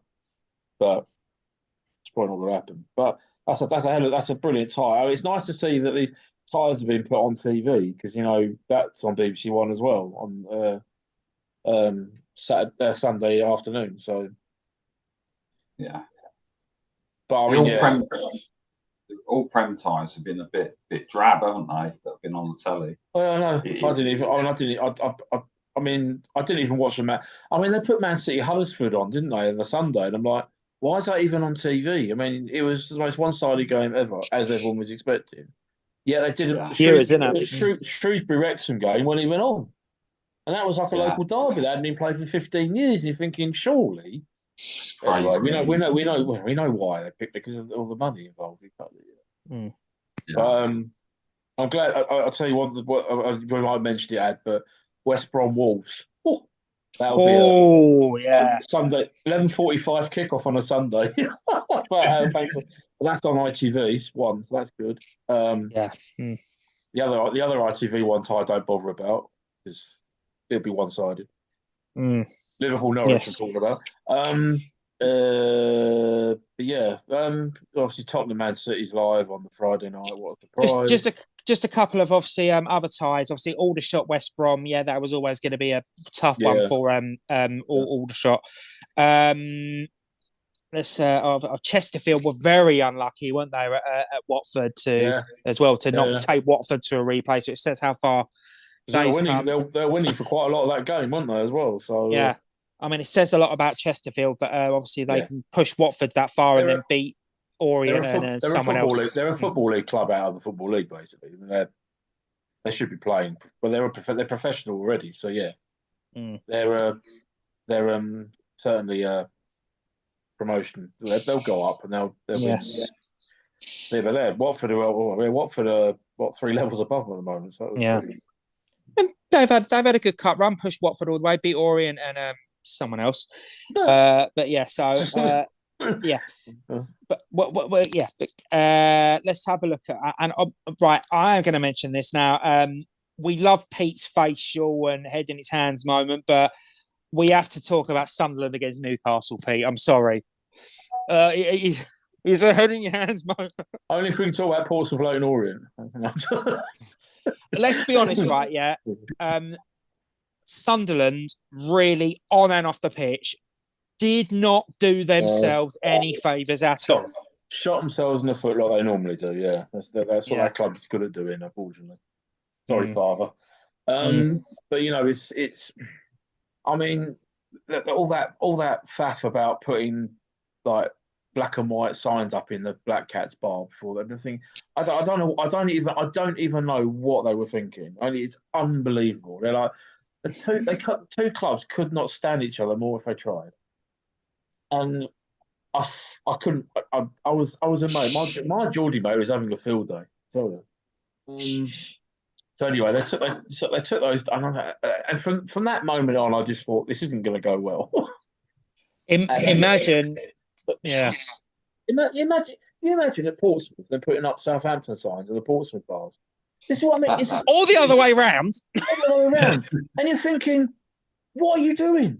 This is the first competitive North East derby for I don't know how long, and they do that. I thought I just couldn't believe it. So I was like, yeah. And then obviously, I mean, on the pitch, they're miles apart, the two teams. One's Champions League, one's trying to get the playoffs in the league, in the Championship. So it was always going to be a difficult game, but I mean, Sunderland just didn't turn up, did they? If I was to describe that, what you just asked me, what would happen if that was Pompey Southampton at both grounds? All I'm going to say is if I went into detail of what would probably happen, the police will be round here by the end of the night asking for names. Put it that way. But to even think about it is mad. For it to actually happen, I mean, it was, I don't know what person thought that'd be a good idea and what's going through their mind. Thinking, oh God, someone who doesn't have a clue about football. Well, I thought it was a joke. I just thought it wasn't. That's the bar me and my stepmom normally go when we watch Sunderland. So, yeah, I don't understand it. Put it this way. It's an absolute farce. It really is. It's a disgrace. It's what annoys me about that club. I mean, they got such potential there, as proven last year when they nearly got into the playoff final. Hmm. And then they get rid of Tony Mowbray, which I still don't understand either. I'm going to go off for the Sunderland round here, which has nothing to do with the show. And they've got Michael Beale in, and I don't understand how that's an upgrade because it isn't. And look at Tony Mowbray's gone into Birmingham, and now suddenly Birmingham are doing. They look a much better team than they did before because he's a good manager. He knows how to manage. He knows how to manage teams in that division. Yeah, and he's from the northeast, so he understands the northeast culture. So I don't understand why they got rid of him. I know why they got rid of him because some deluded fans at Sunderland thought they should be playing better football. But anyway, I told you, didn't I, Pete, on the phone? I said to you, yeah, if Mowbray was there, none of that would have happened. No chance. He wouldn't have had that. But anyway, yeah, they didn't. It was a bit disappointing from a Sunderland point of view that they didn't really turn up in the game either, and they scored the first goal as well because they scored an own goal. All 3 goals were given away because the second one was a mistake and the third was a penalty. So and they could have had more. It was just it was a day to forget. Let's put it that way. But I'll tell you, but quickly, obviously about quickly before we move on with the after the FA Cup as well. I must admit, I think a Guinness World Record must have been set on third round weekend. The amount of chances that Arsenal and Manchester United combined missed between them must be a bloody Guinness World Record. I tell you, honestly, I didn't see it. I don't honestly. But yeah, let's move on. Let's go for the rest of the programme. Let's talk about our local leagues that we do cover and just see where we are after a little bit of after a little while after not talking about them. We mentioned the Essex Senior League a few times today.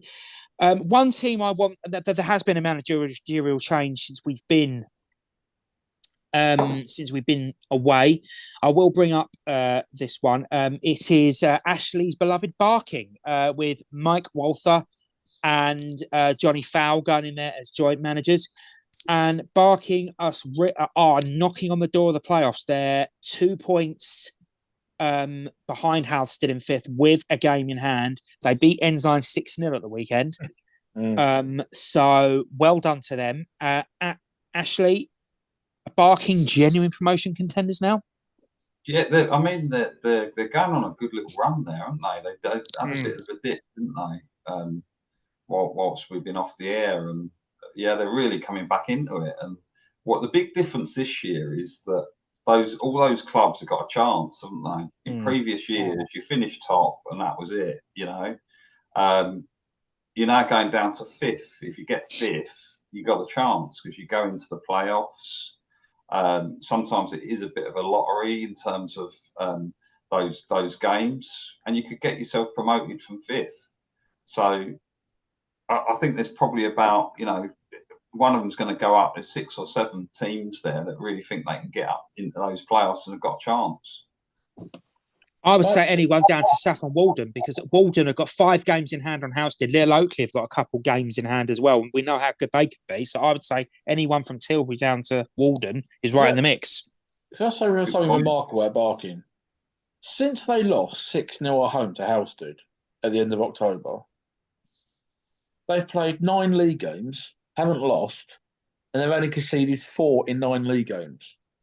Wow. I mean, that is mind-blowing how and they conceded 2. It was the next game after they drew 2 all at Saffron Walden. So in the next 8 games, they conceded 2 goals, and they've got 6 clean sheets after conceding 6 in 1 game against Housestead.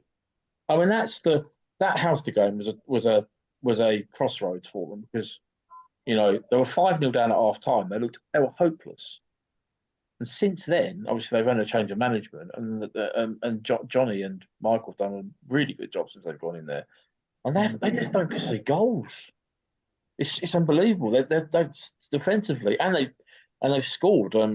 They've got 3 against Coggeshall, 6 against Ensign. And in the other games, they've managed the games they've won. They've got 2-2 and what? And they beat a Leyton Orient team at home as well in a cup match. So. I was just looking. I was trying to count. I was counting the goals around. 4 goals in 9 games since that defeat in the league, at least.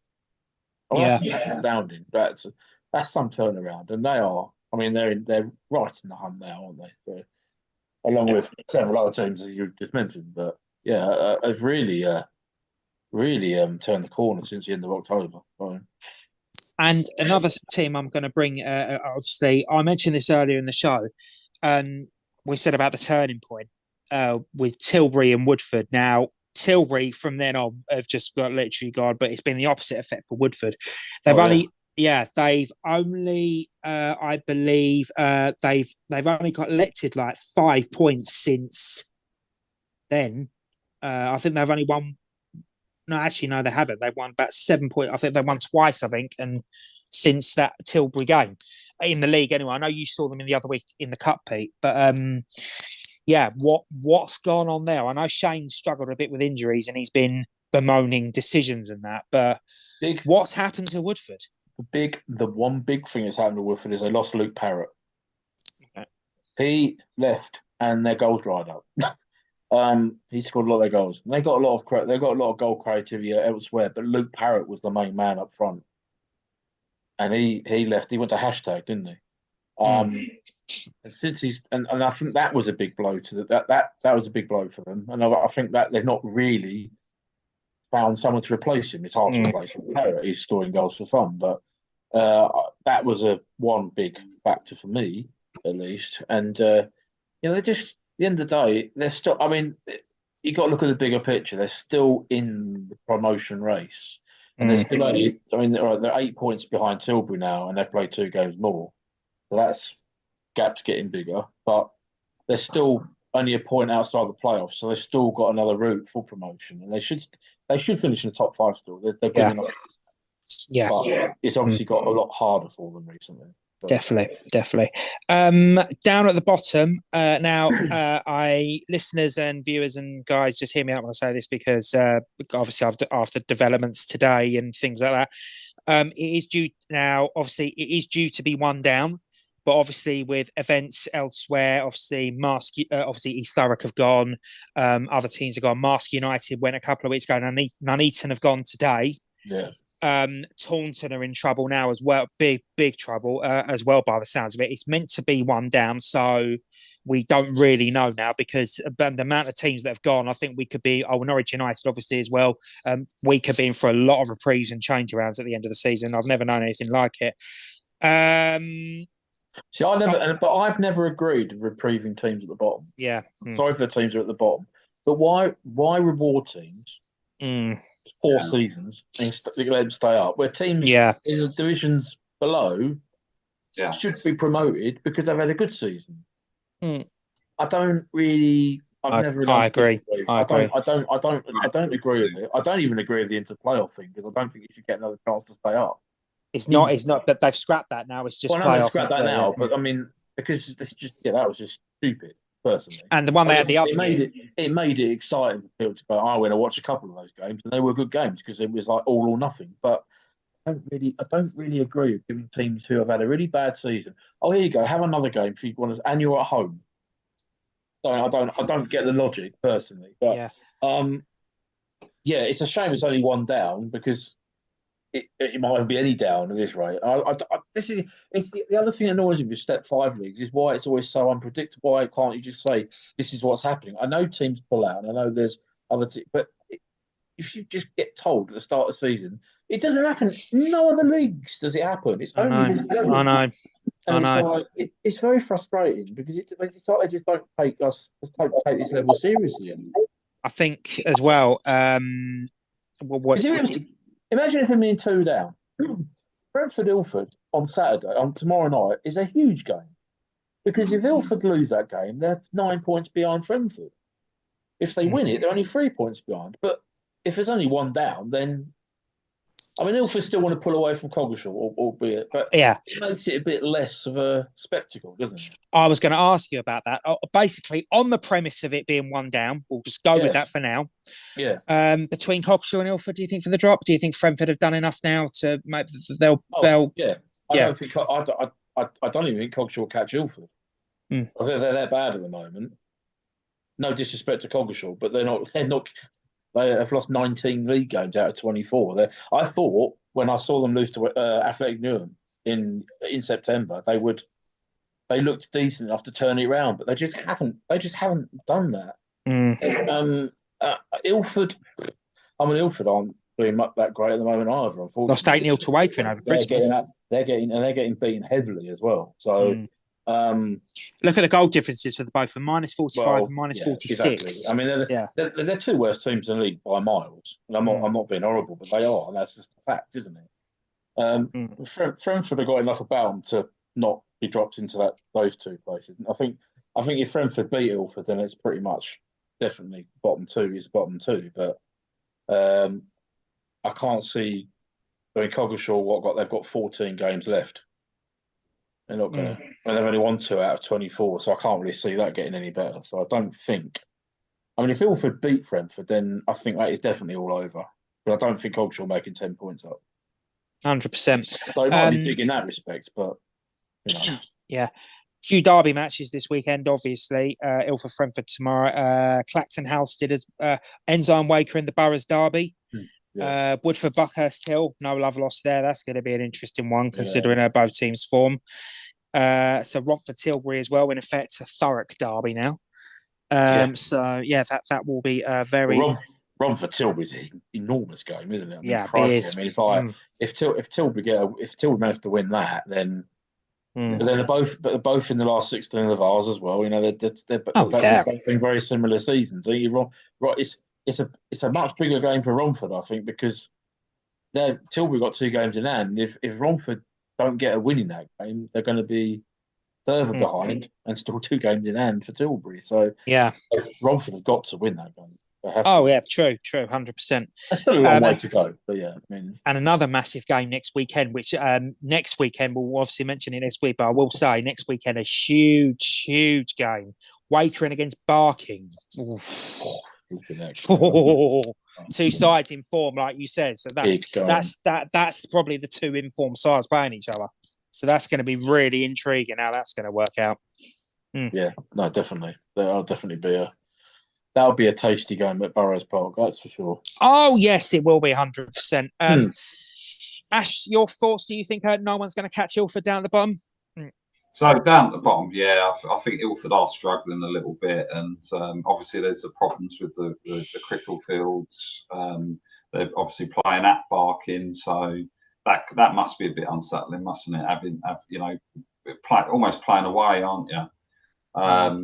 I don't think Coggleshaw's going to catch them based upon what I've seen. I think Kwame's gone into Ilford, and trying his best to pull them out of it, really. If you say it's only going to be one down, that's it makes it a little bit boring down the bottom, then, doesn't it? Exactly. I think it will be interesting to see how that works. Right, now let's go on to the third and Division 1 South. Have you seen something, Pete? I was saying the second to last game this season, Ilford against Coggeshall. So if it has tightened up a bit by then, that could be a massive. Imagine if they were playing that and to see who would go bottom of the league. Yeah, I don't think we'll get to that though, personally, but something to look out for anyway. Yes, so that will be interesting. Okay, right. So let's go on to third and Division 1 South now. We'll look at obviously what's been going on around the league in a minute, but obviously there was a game on Friday night that both these gentlemen were at, Basildon Town versus Maine Baker. So let's have a look at Ashley's highlights of that game with commentary from Mr. Peter Dudley. Here we go. Right, so yes, this is the Idris Aminu. Who? He wins a penalty. Yeah. Now Basildon were upset about it's gone back 10 seconds. Yeah, God knows. Yeah, sorry. It was so good we had to see it twice. Now Basildon were upset about this award, but they reckon that they didn't think it was a penalty. Because I was speaking to them in the bar after, and they were quite upset about that award, but it was given. And it was Gabriel Odili to take it, and he scored quite easily. And that put Man Baker ahead after 26 minutes. It wasn't the best of halves, was it, Ashley? No. Anyway, yeah. So this is the second goal. Now this is this was after they missed 2 or 3 really good chances to go 2 up. Gab's getting his second goal of the game and letting us all know what number he is. Because there's no name on the back of his shirt, so he's not reporting his name, is he? Or 9 out of 10 for the goal, yeah, maybe. I know. Well, I don't know who That's a 9. That was 2-0, and Bakers were very comfortable at this point. Basden didn't really turn up in this game, unfortunately. And the third goal came in 4 minutes into 8 minutes of added on time. And the 15, whose name has completely escaped me now, won the penalty, and he did get up and score it. Yeah, that was a penalty. I mean, there was no doubt about that. That was a clumsy challenge and a tired, frustrated challenge. And he picks himself up to net the penalty, and Man Baker's after 3-0 winning on the night.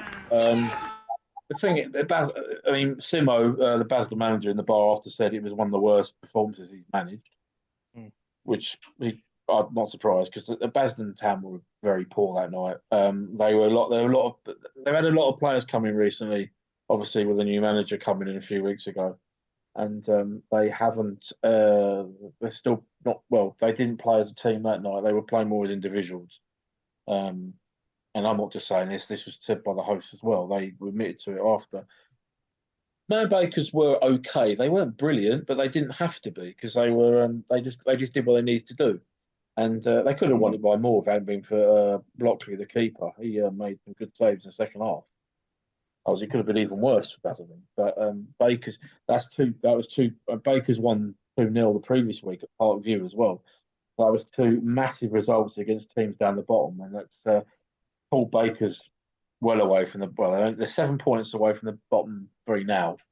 It was only about 3 not that long ago. So they've at that point they put a 10-point gap between them and the bottom 3 with those 2 back-to-back wins, and they didn't concede any game either. So that was a positive couple of weeks for Man Baker for sure. But for Basildon, it's they're only out of the bottom 3 on goal difference. I mean, the bottom 6 is ridiculous, and there's 4 teams on 25 points down there.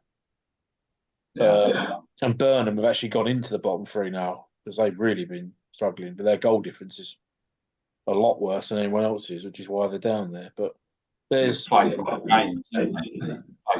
Burnham are in big trouble. Yeah, they haven't really, and they haven't been really playing that well for some time now, and it's getting a bit. Obviously, they play more games than anyone else around there, as you say, and it's going to be tough. But Basildon Town. I mean, they've got games in hand on others, but I think they need time to gel the players they've got in. I mean, they showed battling qualities when they played Clapton on between Christmas and New Year, because I went to see them then as well, and they had 15 unavailable players that day, and they had to play half the reserve team against the most informed team of the league, and they came over battling 0-0 draw, and it was, it was chalk and cheese, those 2 performances, because the game on Friday night was, I mean, they were nowhere. I mean, they were very poor, weren't they? Yeah. So I got to see Ashley in action. Doing Hey! I was standing sort of like a post when I was a few yards away from down. I was thinking, I hope I'm not in the way. You've just named the video segments of the show, Ashley in Action. Yeah. There you go. Yeah. AIA, Ashley in Action. I want the royalties for that if it ever comes out. Yes, fair enough. Yes. Right. There was as well. At the Romford game, same place, and I kept looking round for you. You weren't there. No. There was a few more of the Romford game. I think there was that one. Yeah. Okay. Well, there was one other game that Ashley visited this week. It was last night, and it was bitterly cold. Barkingside took on Benfleet at Frenford. I don't know why, but was it switched because it was frozen at Cricklefield or something? It must have been. Must have been, yeah. I didn't even know it was at Brentford. I didn't even realise it was even on. Because I thought, I'm not going out in that weather. I'm fair play for you to going out in that. I tell you, I was like, I'm not going out in that. Yeah, it's actually the Cricklefield thing again. They're playing Harlow as well, aren't they? There on Saturday. Yes, I was told that by someone who was on the committee over there. Yeah. Yeah. Oh God, right. Okay, well, let's go to Ashley and Pete with the details of this particular game, which was Barkingside v Benfleet. Yes. I've already watched this one as well because I was researching this too. Right, well, as Ashley said, it was minus something in the shade. So this is so Benfleet. I think Benfleet are probably my favourites to go win the league at the moment. That was Billy Carter getting the opening goal. Nice long range shot. Although I thought the keeper might have done better there. It wasn't the best of efforts, was it? And then Billy Carter was to get the next one as well. Hosts have the ball, end up losing it there. And ball, it's a long ball. Again, good high press from Benfleet. Ball recycled down the right and crossed in for Billy Carter. Eventually, I think it was another shot from outside the box. Yeah, it was. Yeah, that's a great effort. He was happy with that one. Yeah, he said, "Damn happy." The keeper didn't even move.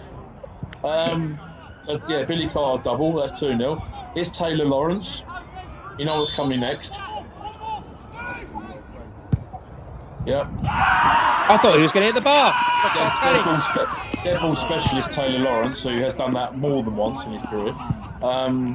So that's 3-0. And there was still time for a fourth goal. It's a nice one-touch and pass movement here. Ball's played down and crossed into the box, and there is another 4-0. And this is all for half-time as well.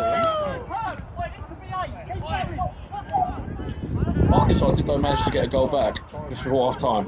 Nice header. I don't know. It's the weakest header across goal. He just seemed to find the far corner.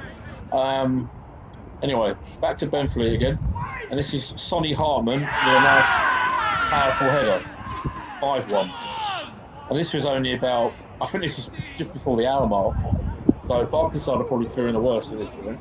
But Benfleet weren't to score anymore. Barkingside did eventually get the last goal of the game, which you'll see in a minute. Nice cross. That's a nice cross-field ball. Sonny Hartman tracing it, but ends up getting beaten down the right. Ball's put in. That's not a bad look. That's a good goal. But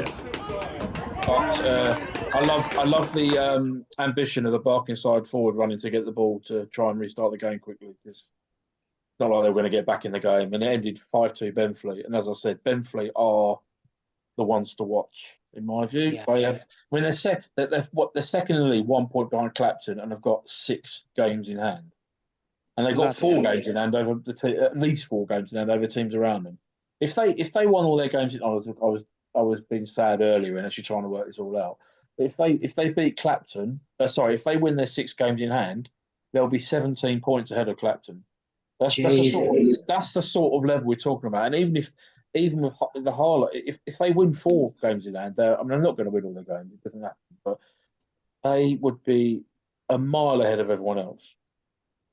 So they are definitely the ones to watch. They did actually lose to Clapton Community before Christmas as well, which is quite interesting. But their goal difference is way better than anyone else's. They've got loads of games in hand. I mean, for me, it's Benfleet's to lose. I think they are the best. They are the most likely side to win the league. I know there's like Harlows and Huttons will have something to say about that, and Clapton. But I think right now, looking at that, with the games they got in hand, they've got a chance of getting a really strong position. Yeah, into the last few months. But again, having all those games in hand can hamper you as well. But going to be honest, right? Look at it, right? The top 7 are separated by 10 points, and it's a right mix for promotion. Then there's a gap, 11-point gap between Clannon's Wood and Clapton. Yeah. And then the rest of the teams in that division, the rest of the 15 teams, wherever it is, are separated by 12 points, but a couple of noticeable. Fair play to Clapton, fair play to Bash for going in there and really doing well there. Brimsdown lost a little bit of form recently. Fair play to them though. I said at the start of the season, if Brimsdown get a top 10 finish, I think that'll be good for them. Well, one couple of things I'm noticing down the bottom. Burnham and Hoddesdon occupy the bottom 3 with Park View at the moment. Burnham and Hoddesdon are in absolute free fall, especially Burnham. Yeah. I mean, Pete, can you put your fingers on it? Confidence. And just not getting the rub of the green in a lot of games. And I mean, I think it's they've been. I mean, I saw them at home before last year, and they could have lost 7 or 8-1. They were really bad that day. But they've just had too many bad moments in games where they haven't done what they should have done, and I just think they've got no confidence at the moment, and they feel like the world's against them and all this and that, and it's coming out in the results they're producing at the moment, and they are in big trouble at the moment. You know, they've played more, as he said. Me and Ashley just said they've played more games than anyone else. You know, they've been losing to teams around them as well. It's not clever at the moment. And I think the Newbury Forest defeat away sort of summed their season up when they lost 4-3. And you know, they should have got something from it, and they didn't. And it's not that debacle at the end where they had played. I think they ended up with like 9 or 8 men on the field. They had one team in. Something else happened. And it was like, it's just frustration and lack of confidence at the moment. It's really they need something to go for them for it to turn around, because right now their goal difference is worse than anyone else as well.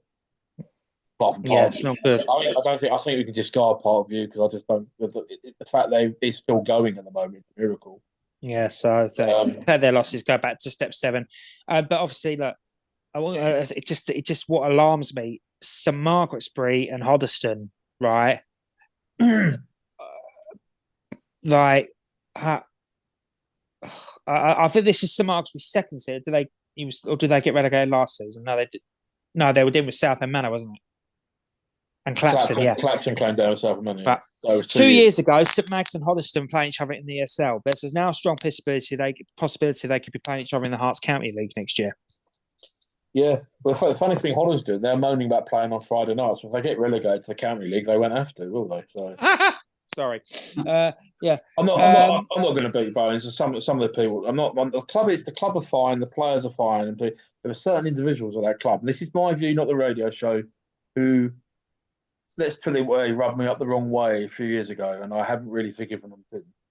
And they were moaning about playing on a Friday night and this and that. And you should be careful what you wish for, because it's gone very south for them very quickly. And it's sad to see. I don't want to see Hoddesdon and Burnham and St Margaret's and these teams getting relegated into junior. It would be junior football, yeah, basically. And it just shows you how quickly it can go wrong. It wasn't that long ago. Burnham were in step 4, really. Exactly. And it is, and now they're fighting to stay in senior football. It's horrible. Especially for Burnham, because obviously they're a local club to me, and obviously what happened with Martin Leno when he passed away, and that was a devastating thing for the club, because he kept the club going pretty much, and he looked like they were on a good last season, and in the last couple of years they looked like they were on the rise, and now this season it's all gone wrong, isn't it? It's really sad.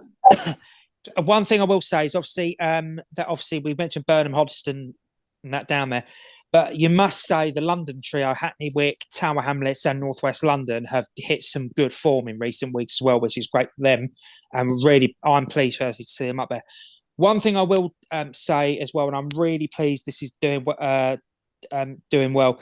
It looks like Nick Wybrow is carrying on Gary Monty's good work at Southend Manor, Pete, because after Gary left, they had a bit of a slump where they fell towards the bottom. Okay, probably not hard where that's so tight, but they did.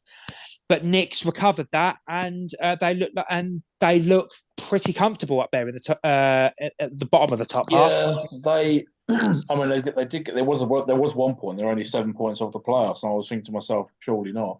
But no, that's no chance now. They're too far away from that. They're only 9 points from relegation. They've got to be careful they don't slip again. But yeah, Nick, and his Nick and the other guy got in there whose name escapes me. Sorry to whoever that is. I do not. He did add me on Twitter the other week, so I'm a bit bad. But Nick knows the local scene. He knows a few players, and I know a few players who've gone back who played for Manor before. So that's helped because they obviously know the club, and they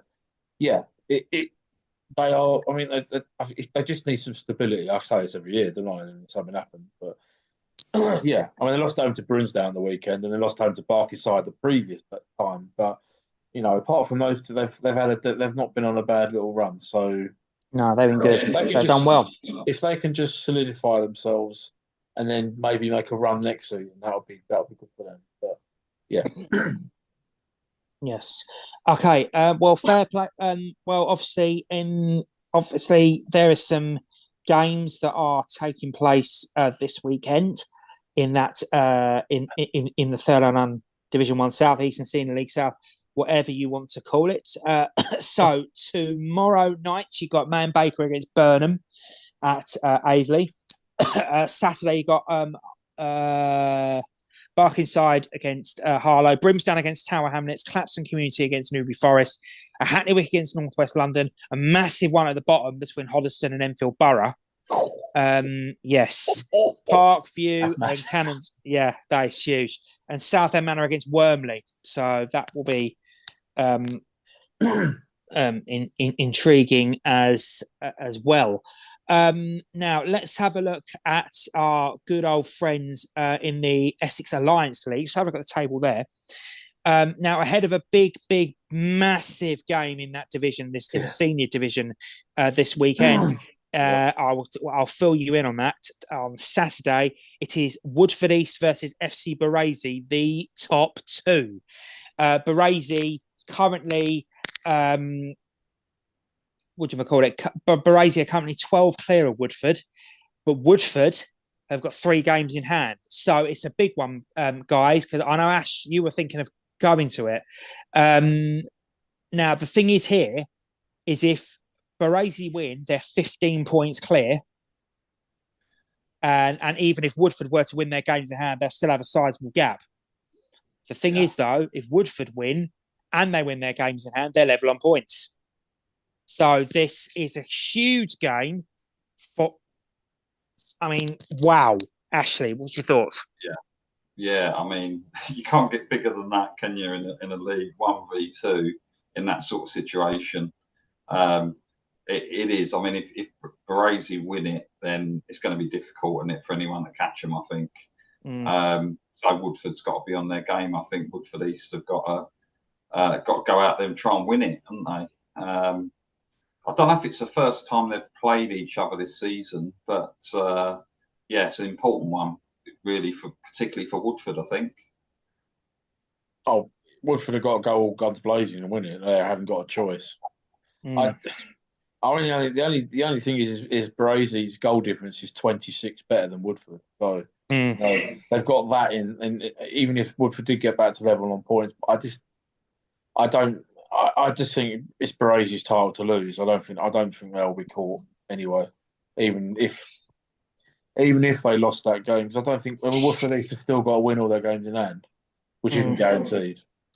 But Baresi's been fine. But I mean, they've won 16 games out of 20, so you know they've certainly been a team to catch or beat. But I suppose until it's over, you keep trying, don't you? But I mean, if Woodford have got to win that game, if they lose that game, then it's over, isn't it? Really, I mean, they've only got 10 games left after that. So yeah, it's a pretty tough task, which would be made almost impossible if they lose. But Yeah, we could be. That'll certainly be a game to watch if you're in that area tomorrow, Saturday, because Yeah. there'll be a fight. Oh, it won't be. I'll not say feisty, but it'll definitely be competitive. That's for sure. 100%. Yes, so looking at that table, Chadwell Heath in third on 19 with 37. Walthamstow Reserves have had a good season. Yeah. 30. Really pleased with them. Look a good little side as well. 32 points from 19. Haringey's under 23s are doing good as well. So and then Linmore Gardens, I'm surprised they're not as high as and Petrol Cub. I'm surprised actually, to be honest, and they're not higher than what they usually are. Obviously, Chickford Athletic have withdrawn. Kit Out are struggling down at the bottom. Walthamstow Reserves beaten 15-0 a couple of weeks back. Yes. Yeah. Sporting Hackney struggling down there at the bottom as well. And Priory Park Rangers in their first season at this level doing okay.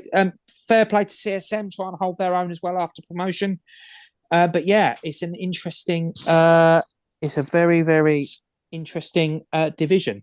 And finally, let's have a look at the Essex Olympian League and see where that's going this season while we've been away. I think Ian better open his ears for this one. Let's have a look. Raleigh Town lead the way with Sungate in second. Old Southendians are in third with Catholic in fourth. Bishop Stilverswith in fifth. And down at the bottom three is Harold Wood, Toby, and Canning Town. And we'll do this especially for Mr. Ian. Yes, although Harold Wood did beat Toby in the Premier Cup the other week by 3-2. All right. They've done something right then.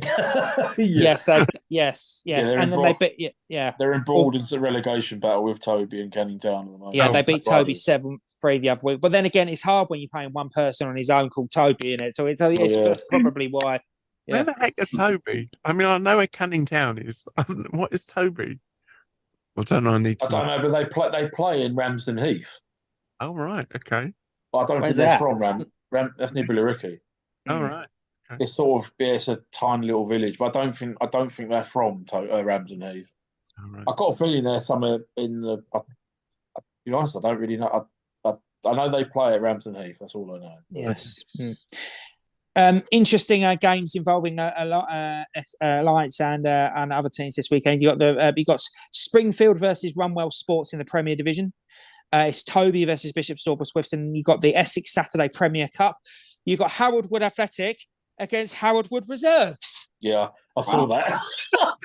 Harold Wood, you know what? Yeah. Harold Wood are guaranteed to win this weekend. Harold Wood are guaranteed, but who's it going to be? In the who did the draw? I mean, what is that all about? That's ridiculous. Blimey. Ian, who are you supporting? The first team or the reserves? Well, one of them will be interested to see how it goes next week. Yeah, Harold Wood Athletic against the reserves. I think the weather will win. I think it's going to be too much snow. The park will be frozen. Do you know something, right? Yeah, it might be the first time ever we get a yay and a boo from him because someone's got to win. It's a cup game. It can't be a draw. The Harold Wood Toby Premier Cup game had to be moved to Lakeside's 3G pitch because he couldn't play at Harold Wood. I know. Because the pitch wasn't fit. So they played there. They had to move it to a 12:30 kickoff over at Lakeside Sports Ground. Yes. That's not okay. You got hashtags development side against Catholic. Rayleigh against Manford Way, and I think this one will be good. Shenfield against Walthamstow Reserves will be a good game, I think, as well. Yeah. So I mean, I think Shenfield are the holders, I believe. But I mean, those cross division games normally you don't always know how they're going to go. But Walthamstow Reserves, as you said, they had a good season, haven't they? So it should be a decent one. I think the Olympian sides are normally succeed at this competition. They're normally the ones it's normally one of them that wins it. Let's put it that way. You've got the Olympian, you've got the Alliance, you've got the Essex and Suffolk Board League. All this competition, and the Olympian is normally always the strongest. So you expect someone from that to win it, but yeah, you never know. It could be someone else. Woodford East normally do quite well in it as well. So. Yeah, they do actually. So, but got to a couple of finals recently and that. So Yeah, they'll be happier. They'll be happier that one. So yeah. There was a couple of important results this year. On the weekend though, because Rayleigh won 6-0 at Canning Town, whilst Sungate lost at home to Shenfield. So Interesting. Means Rayleigh opened up a 4-point gap at the top. So it's really between those two. I don't think Old Southend will. I mean, they're in a good. They're doing. I know they're right up there with them, but I don't think they will win. I think Rayleigh will win the league. I think it's between them and Sungate, and everyone else is too far behind. So yeah. I would agree. Okay, so finally, where are we all off to this weekend? Well, I think Ashley's already said he might do Brazy and Woodford. Pete, where are you off to? Well, on Saturday, I'm off to the Hawk in Battlesbridge because I'm not actually doing a football match. Shock horror. The Hawk versus Battlebridge. No, Battlebridge. That's not even a place. Battlesbridge. I'm going to a pub restaurant, Adam. Oh, I thought for a minute I thought you said, but then I thought you said you're going to set a hawk in Battlesbridge. I was like, what? I mean, I might see one in Battlesbridge. I don't know. But, no, I'm going to a function, a birthday function. So, but okay. I might, because of that, I might do the Ilford game tomorrow evening. Fair enough. Depending if I want to go in the cold or not. I might see you over there, Pete. Yeah, but if I'm thinking it might be a good game. I don't know. It depends on the but, it will definitely be a feisty one because it's a local derby. So, and obviously the position in the league table, it all sort of it all adds up to it might be an interesting watch, but. So if I'm going to do any game this weekend, it'll probably be that one. Yes. Yes. No plans for midweek or anything. I have no idea. It depends on. I'll just look next week and decide. I'll be at Walthamstow. We are at home to New Salamis in the Isthmian League North. Looking to keep our recent good form going. Vinnie Murphy has been appointed the new we party company with Nick Ironton just before Christmas. Vinny has now been named permanent manager. Had a good start, so hopefully is good things to come. Indeed, yeah. Good luck with that one. Hopefully, yeah. So we'll see Vinny next week. Or I'll see Vinny on Saturday, but yeah, should be interesting. And then we got Galston at home on Tuesday night, so a long trip for them. Yeah, that is. Well, yeah, I know Redbridge and someone else have had to go there recently midweek. So that's nice of the league to do that. Cheers for that. Well, they were postponed because of waterlogged pitches and stuff. Because Galston are playing at Yarmouth, aren't they? Yes. Which is an interesting one. It's interesting how Yarmouth's ground managed to get in the standard, but there we go. Fair enough, yeah. I mean, I'll tell you, if you've never been to the Wells, it's a lovely ground. I'm going there in March. I'm really looking forward to it. It's like you're walking into a park with a really old stand, and then I mean the stand is one of the oldest stands in Europe. I think it's got a plaque on it. And then I went and stood on the other side. It's just like. It's hard to explain, but it's you sort of have to walk around. It's like you're walking around in a park to get to the other side, and then you just sort of there is cover on the other side, but it's sort of way back from the pitch. I'm really looking forward to going there, and it's got an athletics track around it. I think, hasn't it? I can't remember. But anyway, it's an interesting ground, but I quite like it because it's got a bit of character to it. But I don't think it's step 4 standard. Put it that way, because Yarmouth playing step 6. So, yeah. I think that Galston had to do a lot of work to do it to get it up. I think which they sorted themselves. It might be different now. They might have the required. I mean, they had benches in front of the stand. You can just sit on. There's like 3 rows of bench. You just sit on a bench, like a park bench on the side of the dugout. It's really funny. I thought it was hilarious, but yeah, mad. But yeah, it's got character. It's really old ground. So You enjoy it. I mean, it'd be interesting to see what Galston have done to get it up to standard.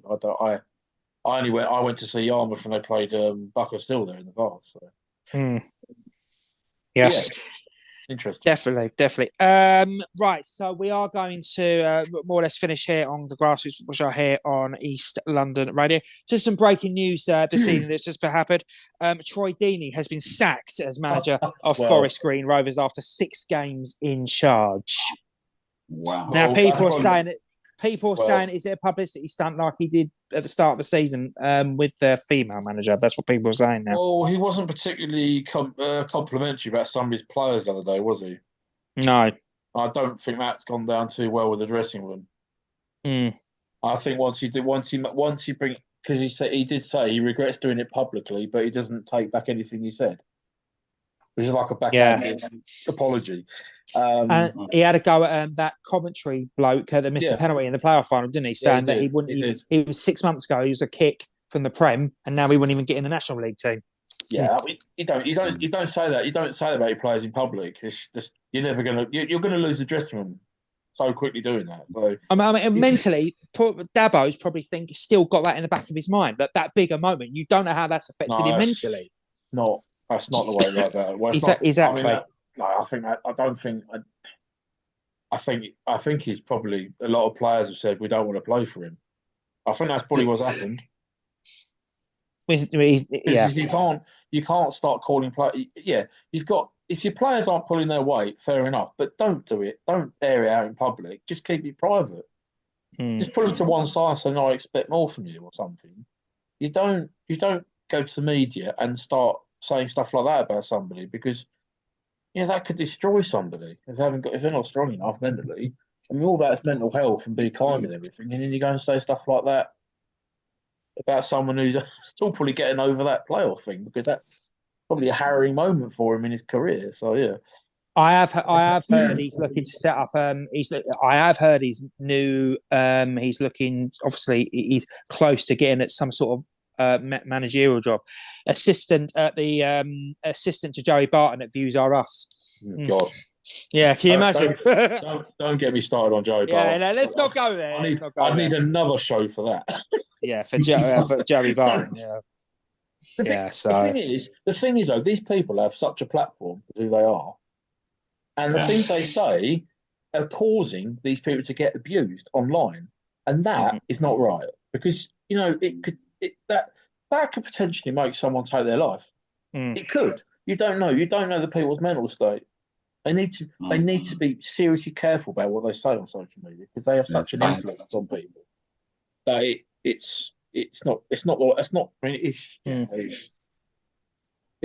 is it? That's the problem with social media. But it can be if it's not used in the right way, it can be devastating or damaging for some people. Yes. Also, a bit of managerial news tonight. Wealdstone manager Stuart Maynard has left the club to join Notts County. Oh wow! Okay, there you go. Yes, that's it. That's interesting. Okay. Right. Well, that is about it from the Grassroots Football Show on East London Radio. Pete and Ash. Well, actually, Ashley, thank you so much for being here. No problem. Thank you. Yeah. And Ian, thanks very much for pushing the buttons. You're welcome. Yes, and for all the people on the stream and Pete, thank you very much as per always. No problem. Definitely. Right. So for everyone on the stream and on YouTube, we will see you next week. Guest to be confirmed. We'll speak to you next week.